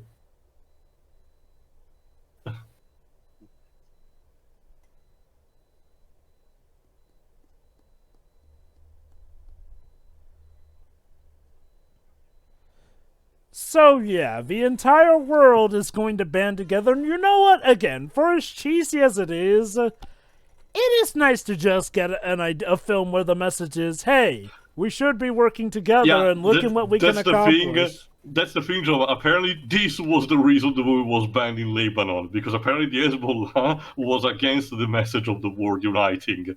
Wow. This is weird. Okay. So you don't want us to band together. That's kind of messed up. Yep. At least they're honest about it? Question mark. Check the exact quote. Randy, no. Go So- home, you're drunk. Man. Literally. Look, Randy, we'll call you when Home on the Range gets approved for Kingdom Hearts. So There never. we go. Bandit Lieber and Luther pressures from the Hezbollah. Specifically, what angered them was the Forces of the World Unite montage, which show Israeli and Iraqi Air Force personnel coexisting and agreeing to work together against the invaders. Wow. I found the actor who played. If you the Brit earlier. forgot, it's a bit still relatively heated these days, but you have to remember around that time, the Palestinian-Israeli war was also still in full force. Sure, you too, but you Found gotta him. love the implication that even if the entire world was at stake, they still wouldn't want to side with them. Found the actor actually. He's named Jim Piddock. He's from Rochester Oh, Rochester, my in city. Kent. Wait. Rochester and where now? Kent, Pennsylvania? England. Yeah, Oh. Jova, Rochester is a city in the UK. Weird, because Rochester is the city I live in. Yes, but that's the thing, Jova. You seem to take a lot of names from British towns. Well, okay, let me I revert don't to think what they you. really took it so much as they were The Brits given. actually named the cities Yeah. like that. Yes. Yeah, Dwibs. You were the people who named a lot of our stuff over here in the first place, so if anyone was stealing from Like something, New you'd have York been and so on. Well, I'm still stealing from questioning. yourselves. Oh, I'm questioning actually named the cities of San Bernardino because it's an Right, actual okay. city in As Switzerland. Well, it As for wouldn't be Jim stealing, Piddock's- Jova. It would be laziness. But go ahead. Also, yes, Yeah. still with the coke. Seriously, Recycle, late guys. we're still that late in the movie, and yet we're still doing product placement. Also, As for guys, as for- remember to recycle and save the planet, as the movie just showed us. As for Jim Piddock's career pre and post this film, he was in such films as Lethal Weapon 2, Burn Hollywood Burn, Austin Powers and Goldmember, among others, as well as like Garfield: A Tale of Two Kitties, Meet the Spartans, Oof. So, The Dictator, etc., etc. So He was also in such things as Batman Under the Red Hood, where he voiced Alfred. So yeah, right before they actually leave, since they don't know if they get alive, Will Smith is actually having an official marriage with his girlfriend. That's cute. Batman oh, Red and look at Gold. that. Those two are getting remarried as well. Well, Oh, yeah. and he was Major Zero in a couple of the Metal Gear Solid games. Mm-hmm. So, I have to wonder, did they actually get the same boy who plays Dylan, later to play Will Smith's son in Resurgence?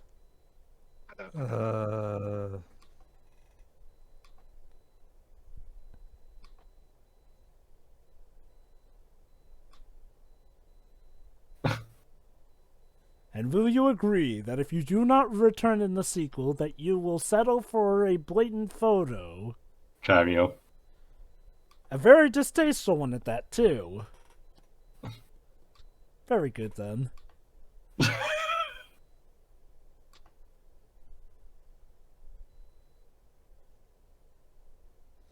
Also, I love how the American flag in that shot was so darkened up that the stars were not there to be seen.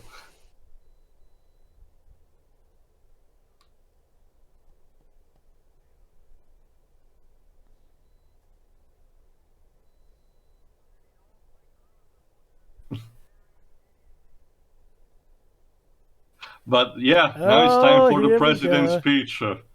The most cheesy part of the movie for me. But arguably the most memorable for a lot of folk.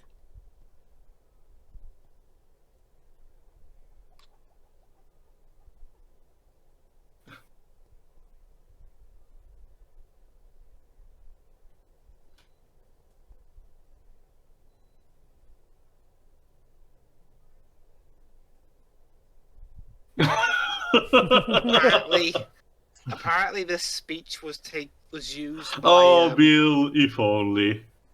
I won't go too much into this, but apparently this speech was used by people in support of Brexit.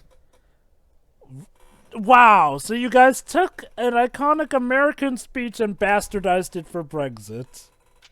That's because, Jova. Well, I That's because, know. Jova, there's a growing sentiment in a lot of countries in Europe that they believe that the European Union is essentially a tyranny against them. That said, though, doesn't this kind of go against the idea of Brexit, seeing as how this speech is actually encouraging About people to come uniting together, not split apart? Well, no, it's still about getting an independence over what they consider tyranny, and that's what the anti-EU movements do. Yeah. Speaking of which, and here's where it goes.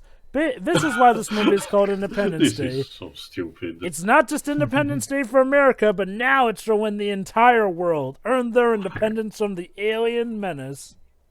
You know, I'm just All right, imagining... let me give you another reason on how this moment is ruined in my country. In my country, Bill Pullman's character is actually voiced by the same voice actor who sadly passed away recently, but who has been the historical voice actor of Homer Simpson. So another reason to not take him seriously. Well, okay, you know what? To be fair, Although- comedians can do more serious parts here and there, but I'm sorry, Jova. Again, after seeing Spaceballs, I cannot take Bill Pullman seriously anymore. I want to see an edit of that scene where, while he's giving his rousing speech, the aliens take advantage and just fire on them. Oh, and here's the thing. The president is now going to pilot the plane himself to contribute directly into the fighting. Why? Again, It's not You're like the that's president. It's not like that's. It's not like we need you to stay alive. but he wants to show that he's doing his part. Again, And fucking... isn't the vice president dead? Who's going to Look, take again, over? he's such a saint, good guy. Again, fucking Roland in Nino Kuni 2 was more restrained and actually darker moments than this guy. So let me get this straight. You're the president. Your vice president is dead. You just fired the Secretary of Defense. I don't know about the Secretary of State at this point. If you die, even if you succeed in this, your country's fucked. Again, Bill, I appreciate the sentiment, but we have to be smart about this. yeah. See, maybe that was partly why I initially preferred Resurgence to this film, because the president didn't make stupid mistakes such as this. Well, she kind of died earlier on in the movie. Yeah, exactly. She wouldn't be able to. Okay. Resurgence Day is technically more restrained in some of the more quote-unquote dumb decisions, but I'd argue that, well, that unfortunately takes away from some of its identity as a sequel. I can imagine Roland Emmerich yelling. Yeah, obviously before he said, yeah, it wasn't a good idea. Yelling to his critics. Wait a minute, you guys say my films are too stupid. Now you're saying they're too realistic. What's wrong with you? I mean, here's the problem with Resurgence Day. It tries to act more smart, but unfortunately, as a result, that just makes the dumb moments all the more dumb. At least in a movie like this, you can sort of excuse the dumbness more as part of the ride, the joy, the pleasure. It's, again, sort of like an Expendables film. Independence Day Resurgence is, well, yeah, I guess, to put it in Expendables terms, the equivalent to Expendables 3, which, I'm gonna be honest, I don't like.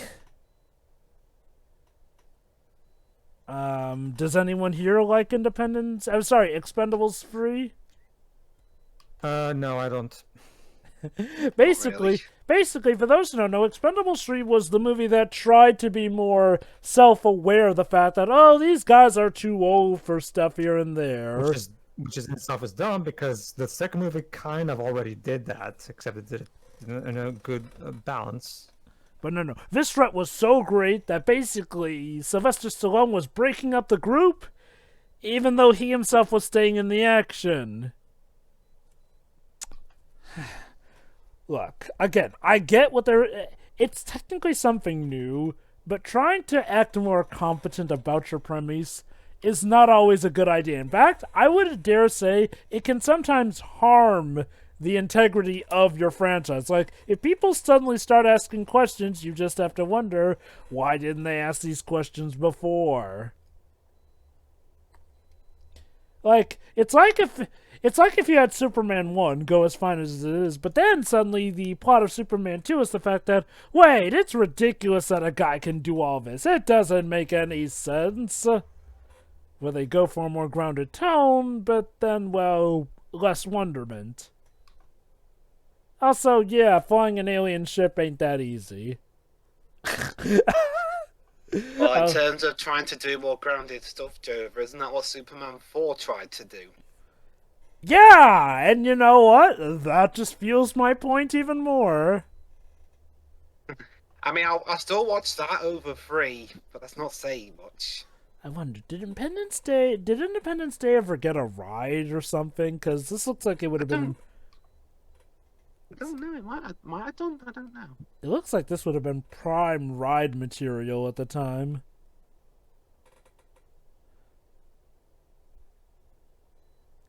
So, how do you think a world like this in Kingdom Hearts would be handled, Pedro?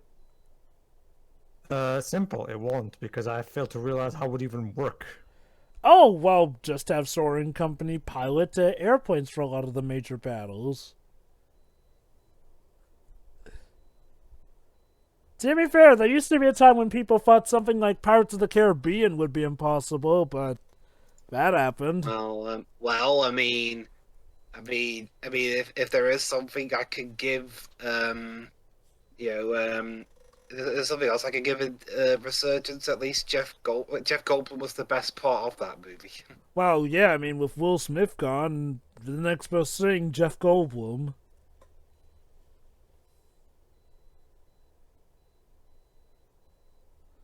It looks like a pair of testicles.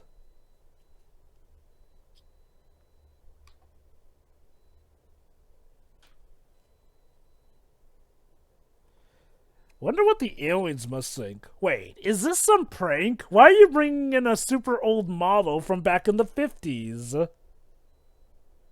Because, remember, this is a model that crashed in Area 51, Roswell, and all that. Mm-hmm. You're only just now questioning the logic.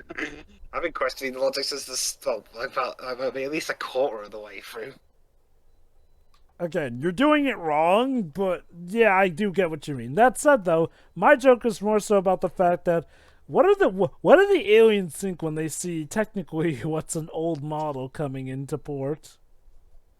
Yeah, it's like in Doctor Who, where the Time Lords kept insulting the Doctor's TARDIS because it's an older model. And yet that TARDIS probably worked out for the best. Yeah, because who survived the Time War? Yeah. I mean, also to be fair, the Time Lords were huge dickheads. And they got what was coming to them. And then they were brought back only to die again. Wow. How long did they stay alive? Few seasons. They weren't seen all that often during that time.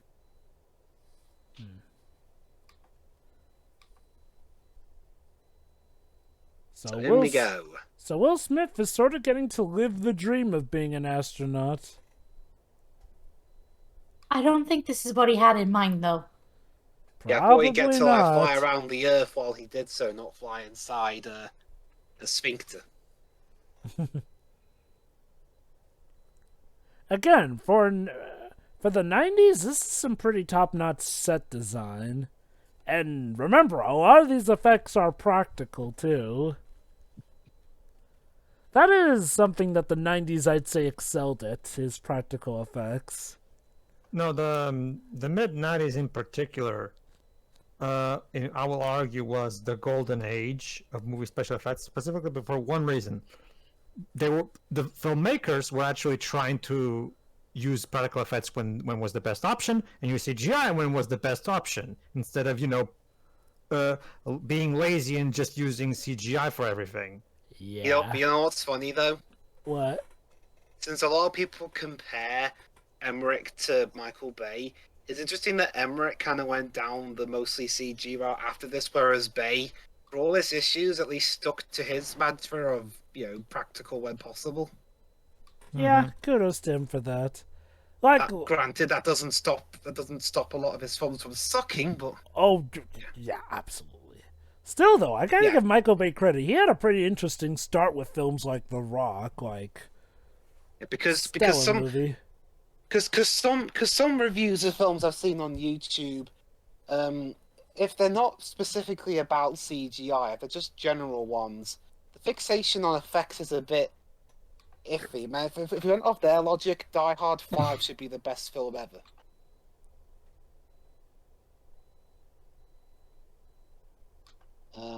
So what? Wait, if you can get FM radio all the way up here, are you gonna listen to BBC Radio 1 if you're above the UK? I don't know. Maybe. Who knows? Maybe the aliens get their kicks off of listening to BBC Radio.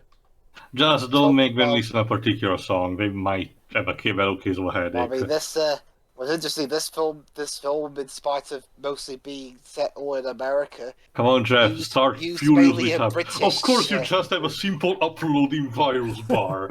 Like, pure Hey. 90s hacking at its finest. Now imagine, Dwibs, if they had tried to communicate with the aliens using your country's this wonderful export of the crazy frog. yeah, that'll get them to run away. Or get them to blast us quicker. I mean, Well, songs like that are the reason the aliens are coming for us. Well, guys, think of it this way: it'll be great either way. If it succeeds, the aliens will be gone. If it fails, well, at least we'll die faster. There won't be as much suffering. How nice.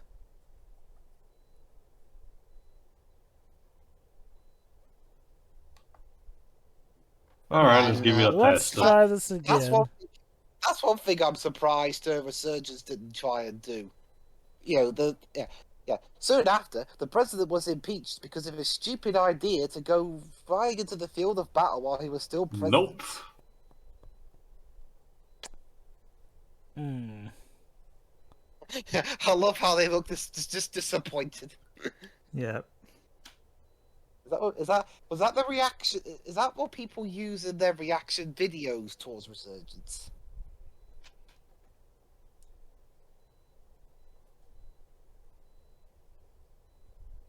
Okay, Moment of truth. let's see if this works.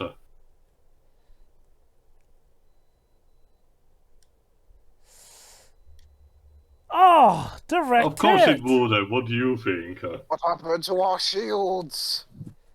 It appears to be a virus, sir. Wait a minute. We have advanced alien technology and we're beaten by a virus from these primitive fools? Apparently, they have some advanced technology of their own. It will surely be the pinnacle of ages to come. Well, this What, computers that take 35 years to connect to the internet? well, at least they don't get defeated by water. Oh, yeah, look. These aliens wipe their ass with the aliens themselves. As much as that incident I'm more played for comedy, I will take the weakness to water compared to the weakness to shampoo that is in Evolution. I thought you were going to say you'd rather take the I'm weakness to gonna- water than the weakness to white. Sorry, than the argue weakness to light that the aliens in Battleship had.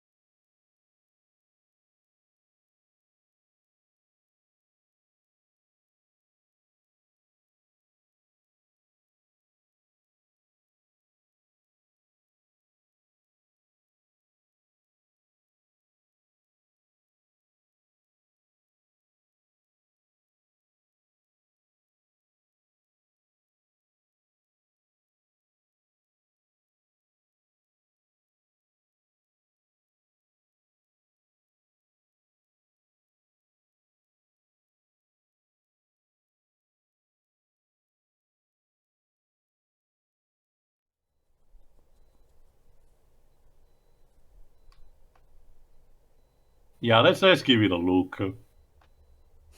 Oh, shoot. Also, the stupidity in War of the Worlds was more so the fact that those alien thingies have been underground for decades, and yet nobody found them or Okay, noticed them. for the original version, I can't believe it because of course. But by the time of the Spielberg version, someone should have found them between plumbing and constructing a subway. Still Jewish. It's because it's Also, look forward to those two growing up in Resurgence. Spielberg forgot that the sci-fi genre has kind of evolved since the 1950s. Yeah, by 2005, nothing had changed.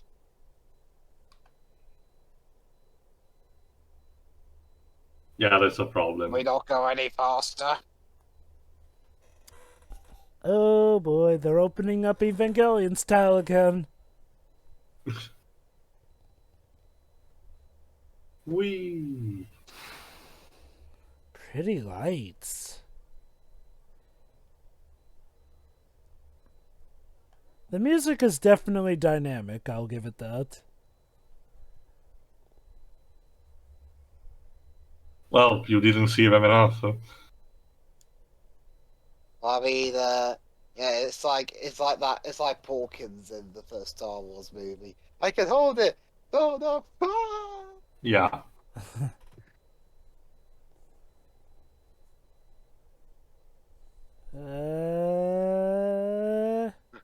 Fox 2, get it? Because this film was released by Fox. Nope. You have a terrible aim, Mr. President. Why are you even here? You're not on it. Oh, the humanity!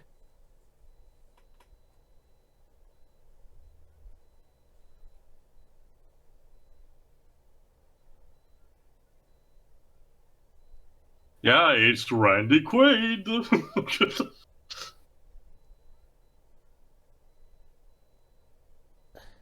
What's Randy Quaid most famous for, other than this movie? Home on the Range? No, I'm pretty sure there's something else. What is Prison Time? Okay, Luis, we're trying not to do that. I mean, I can't say Pluto Nash because no one saw that film. Oh boy. Filmography, there we go. Oh boy, he's about to say the line, I think. Yeah, the one moment that's also referenced in Metal Slug X. He was in a couple of episodes of SNL. There is that. No, he was in National Lampoon's Christmas Vacation. Oh dear.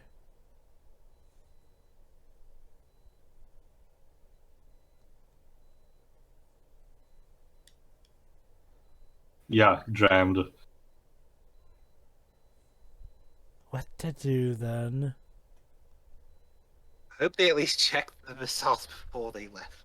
Oh, he was also in The Adventures of Rocky and Bullwinkle in 2000. I forgot. A couple of actors in this movie have shared a couple of roles. Do it for the kids, Randy. Do it for the kids. In that film, I swear I never heard Robert De Niro talk like that. But yeah, because the president can't fire the missile, Randy Quaid is going to commit the ultimate sacrifice to try and save the For day. your country and for the world, I guess. You probed my ass. Now I'm gonna probe yours right back. With a missile.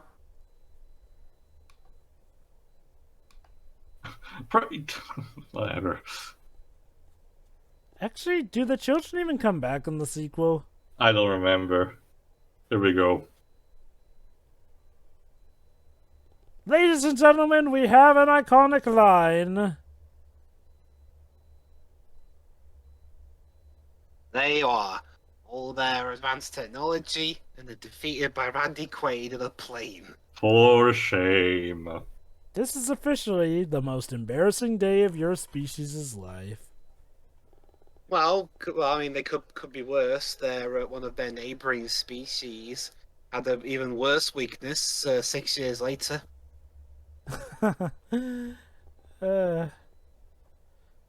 Which Signs. I thought Signs came out in 2005. 2002. Oh, I thought it wasn't 4. Huh. What's Whatever. 2002? Yeah. The Village was 2004. Okay. Ah, that's right. The Village came out after Signs. Well, and hey, The Village and Independence Day are now owned by the same studio, so maybe. It's ironic because Disney originally made The Village with Shyamalan, only to Shyamalan to storm off, and now Well, Village is Lady owned in by the them Water. again. Yeah. Yeah. My point is that, Droobs, Disney always owned The Village, technically. Yeah, it was Lady in the Water where Shyamalan threw his strop and went to WB. Despite the fact that Disney were still gonna fund this movie, like, the absolute nuts on that guy. Why I played into it. That would be hilarious. Get all the And by- drunken and by- ex-pilots and by- you can have. And by that I I mean- mean very sensitive if they relate that to Japan. I mean, I can imagine. I mean, from our perspective, I want the Royal Air Force handle it. Excuse me, United States General, but I fail to see how flying one of our planes with a person inside it is going to help save the day from the aliens. Shoot it in the I-beam first, but if your missile gets jammed, just fly that whole sucker in. Oh, we'll just have to make sure our missiles don't jam then. Thank you very much, sir. Why don't everyone just follow what the Americans do except the last bit? Ha ha ha, funny. Cigar smoking kills and all. It's the 90s. Nobody cares. No. Yeah, I mean... Also, okay, I know that it's they a are good- actually a it's a good thing. thing this But film isn't set in Britain, actually. I know 'cause you they can't are do that actually a here. thing, but these cigars are almost comically oversized. That's cigars in general. Depends on the variant. The Tuscanian True. ones are more practically small. Like, it's just a matter of difference, I guess. Because there was a bit in WWE where one of the wrestlers who just turned heel started smoking a Jolly Roger. Get it, smoking a TL? cigarette. Because it's piracy. And he was in Britain, so he had all the fans around him chanting, "That's illegal." Did we need a shot of the alien getting surprised? Yes. It adds to the character. Like it's to fucking it, Tim TL. Allen?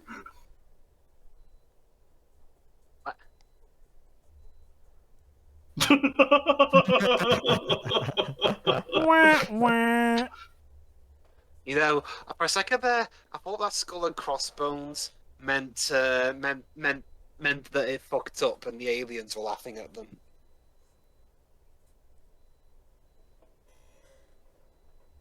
Okay, No king shaming, Jeff. okay, you know what? I'll give it this.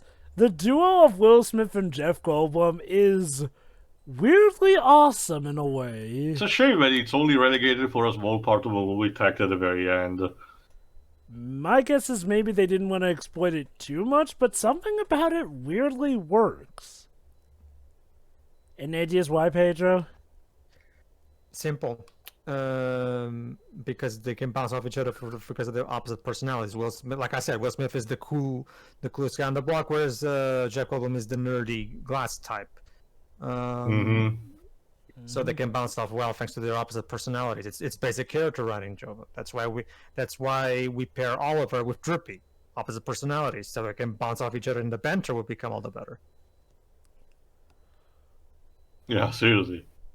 Oh my god, it's like Stargate! Triangles are that evil in Roland Emmerich films! Let's think about this for a moment, Jova. If you pair two characters up that have the exact same personality, it's just going to be, the banter is just going to be a bunch of yeses. Yep, that's right. Yeah, I agree. Which is what happens in the Avengers 1998 movie, basically. If the two characters are constantly agreeing with each other. and Wait, have the exact guys, same hold ideas, on. The alien's alright.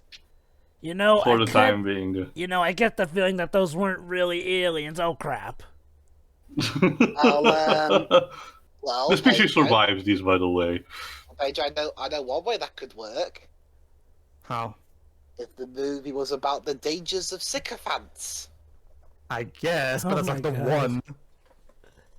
I seriously thought there's like a very high profitable demographic for a movie with that concept. Yeah, sycophants the movie. Well, there's plenty of alien technology to salvage. Let me guess. Yeah. Yeah. That actually formed a bit of a plot point in Resurgence. Everyone else is getting their memories wiped. Hey, we won in Africa, I see. Even Egypt ancient... too. And they managed to not crush the pyramids. How considerate. Well, that's because one of those pyramids is, in fact, Sydney? an alien device. Yes, Sydney. Yeah. Sydney only gets that one picture. Yeah, at least it's more than anything anywhere in Europe lives. Yeah, Italy didn't get anything. Portugal didn't get anything. Do you? Oh, actually, maybe I will ask him later. Hey. Daddy, I got a question for you. What is it, honey? Why have you penciled me down for plastic surgery in 20 years? Oh, you'll see, honey, you'll see.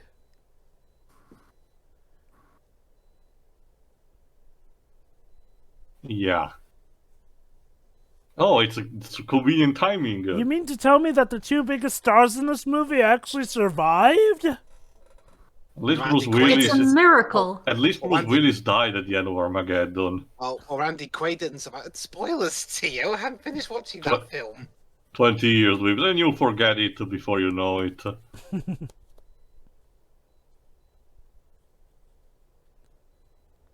Oh, Saying yeah. you haven't If I finished could- watching that movie implies you've watched it in parts. Yeah. Hey, Jeff, if I can survive this, I can survive anything. Even a test pilot event. Yeah. Hey, just because I thought that movie wasn't that bad doesn't mean I can't poke fun at its really dumb bits. Yeah.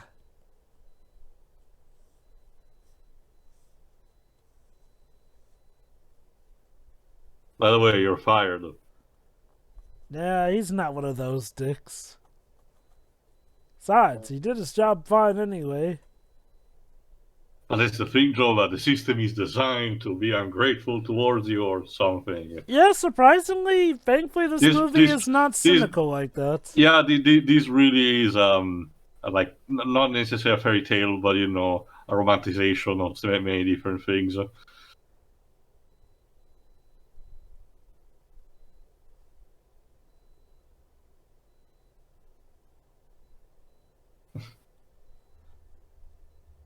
What a beautiful sight.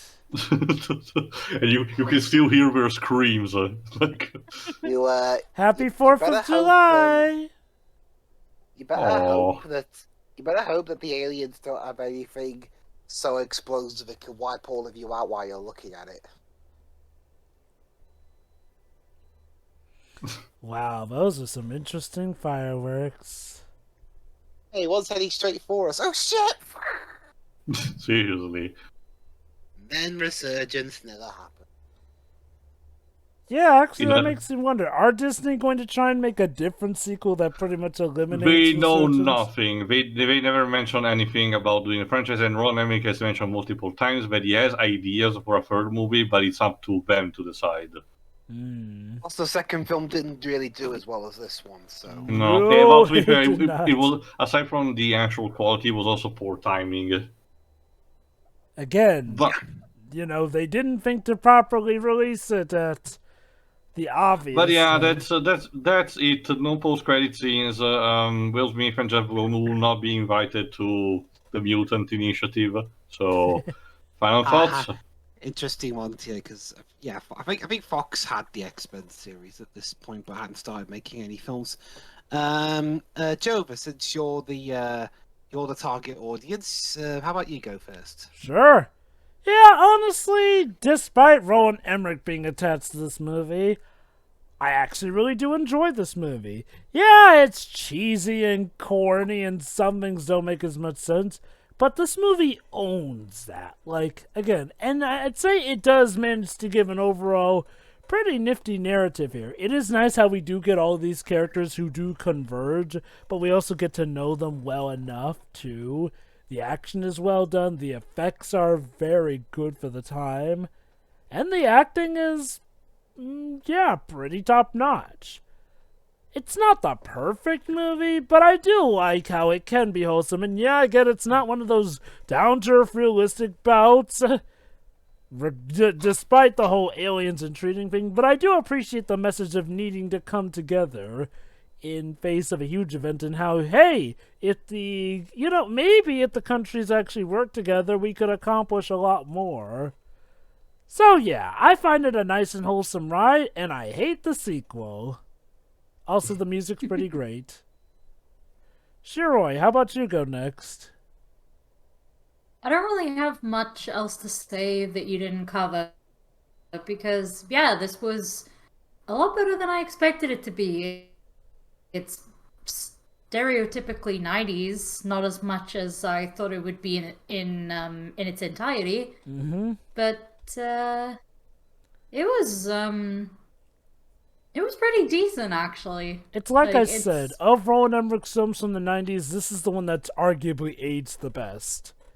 Make of that what you will. I mean, I enjoyed it. That's nice. I enjoyed it, and I agree with everything you said. I don't think I can add anything else, honestly. So yeah, in terms of Roland Emmerich films from this era that I've seen, I would say this one's the more, I wouldn't say the best, because I think Stargate's a little bit better. But I think there's a reason this film is definitely the most well known out of all of them, or at the very least, the one from the 90s of his that didn't cause people's minds to melt. I mean, it's not a bad movie by any stretch. It's just got a few questionable bits. But it has got a lot of good action. It's got I don't think David Arnold's score in this movie was as good as the one he did for Roland Emmerich in Stargate, but it is still pretty good. And it's interesting. It's like what Dean Devlin said. It's interesting how a guy from the UK does one of the most American scores you could think of. And it's also interesting because it's the most patriotic film, and the director is German. I mean, that'd be like if you had the most like if you had a film that's quite possibly the most British thing you can think of, but the director was from Texas. Wouldn't that be a twist? So, but yeah, overall, it's a fine movie. Not one of my favourites, but I mean, it's good just for watching, even with those little foibles that I've mentioned throughout the course of this commentary. Alright, I'll go next. The first question I wanted to ask you before, but you were BRB, Pedro. We probably did ask this in the past, so pardon me for repetition. Does your country have a particular, monument or landmarks? Yes. Well, I guess we could. Don't all countries? I mean, No, okay, but I did remember you mentioned something else. Oh, they're not very that important anyway, or something. Well, okay, I can tell you that we're not super attached to the history of our monuments, if that's what you're asking. It's like I can tell you that if a bird poos on it, nobody will raise a fuss or anything. But basically, what Luis was mentioning is that we were mentioning the fact that part of the awards are shown where the people are taking down the actual aircrafts, and they're near iconic landmarks. So Luis was making a comparison, and I actually wondered if there was something that could have been applicable to you. I don't think so. Not really. The only. I mean, I guess there's this. Let me put it this way, Theo. The only major monument we have over here that would be applicable would be a giant statue of Jesus Christ that we have that Brazil also has. So it's not even. Well, they got it from us, Joe. It's a replica of ours. Yeah. So it's not even unique. So. Well, you do have, if I recall correctly, the Christopher Columbus statue in the place where he actually started, but even then, he's only aged poorly. And that monument is centuries old at this point. So and still again, standing, apparently. Well, Europeans know how to build shit, Jova. Remember, Jova, the Eiffel Tower is still there. The Roman Colosseum is still there. We know good materials, Jova. Good materials. But let me get on to the proper final thoughts. Okay, I will give this. Compared to the last time that I watched the movie, it's actually better than I remember, and it has aged a bit better. It still has a couple of really iffy moments. But you can easily chalk them up to product of the time. It's still not really my favorite Roland Emmerich movie at all. Again, I still have that soft spot for the original Stargate. Compared to that, this one has aged a bit better. But even still, Roland's catalog in general is chock full of these kind of movies with greater scopes, ambition, and at the time were very successful. But that you just take just a couple of years to see how rotten they are at their core. And this one is the thing that manages to shield the better. The problems of this one is for lack of a better term, kind of saccharine overall tone. Again, despite the bleakness of the situation of the invaders, there's an overall sense of optimism, and the fact that the main protagonists are, like I said, painted in this incredibly holy light, kind of thing, particularly President Bill Pullman and Jeff Goldblum, standing against all the odds, like a prophet in Sodom and Gomorrah. So it can be very cheesy, at least for me it is. But I can imagine that for other people not. And there's the whole essentially patriotism, sure. The entire world rises up, but don't forget the fact that it all starts to America. America is the one that discovers the thing and promptly distributes the blessing towards the others. America, fuck yeah. Pretty much. That being said, remember, Tara, this is exactly the kind of movie that Team America was parodying. This being said, the cinematography is pretty neat in all the places. The score is too. What we've said about the composer actually rising up in status from this has an actual point. And the acting is fine for the most part.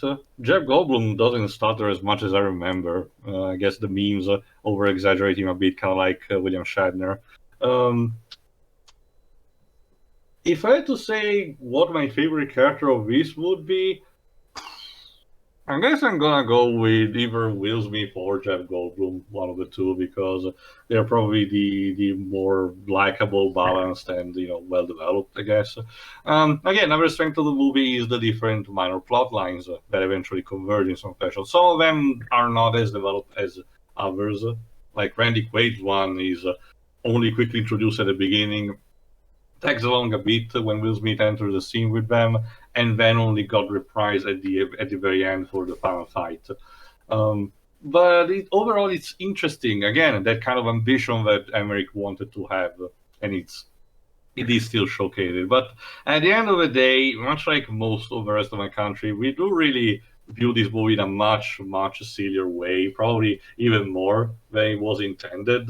So logically, when Mars Attacks eventually dropped in and essentially satirized the shit out of this, we immediately ate it up. So to answer your question from before, Java, sadly, I prefer Mars Attacks over this. I know that is not...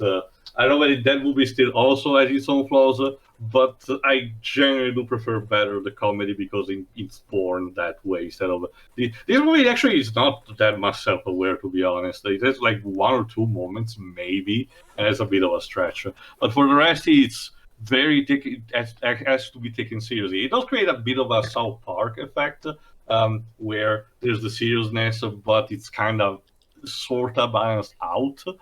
But it's not well enough for me still. I will take this over stuff like Godzilla or 2012 or The Day After Tomorrow. I will gladly take that because Roland Emmerich's qualities is that it keeps getting worse with each year. Yeah. I don't understand how. Mm-hmm. Like I said, the technology at disposal gets better, but it keeps getting worse. I do believe, yes, another type of story for a sequel to this could have been told. However, the way his Resurgence did it was clearly not the way that I think that I probably would have chosen for this kind of product. But we'll get to that when we'll get to that. So at the end of the day, it's basically this from me. It's a bit better than I remember. Still not that great. Still very laughable. Not for the intended reason. Boomer leaves. The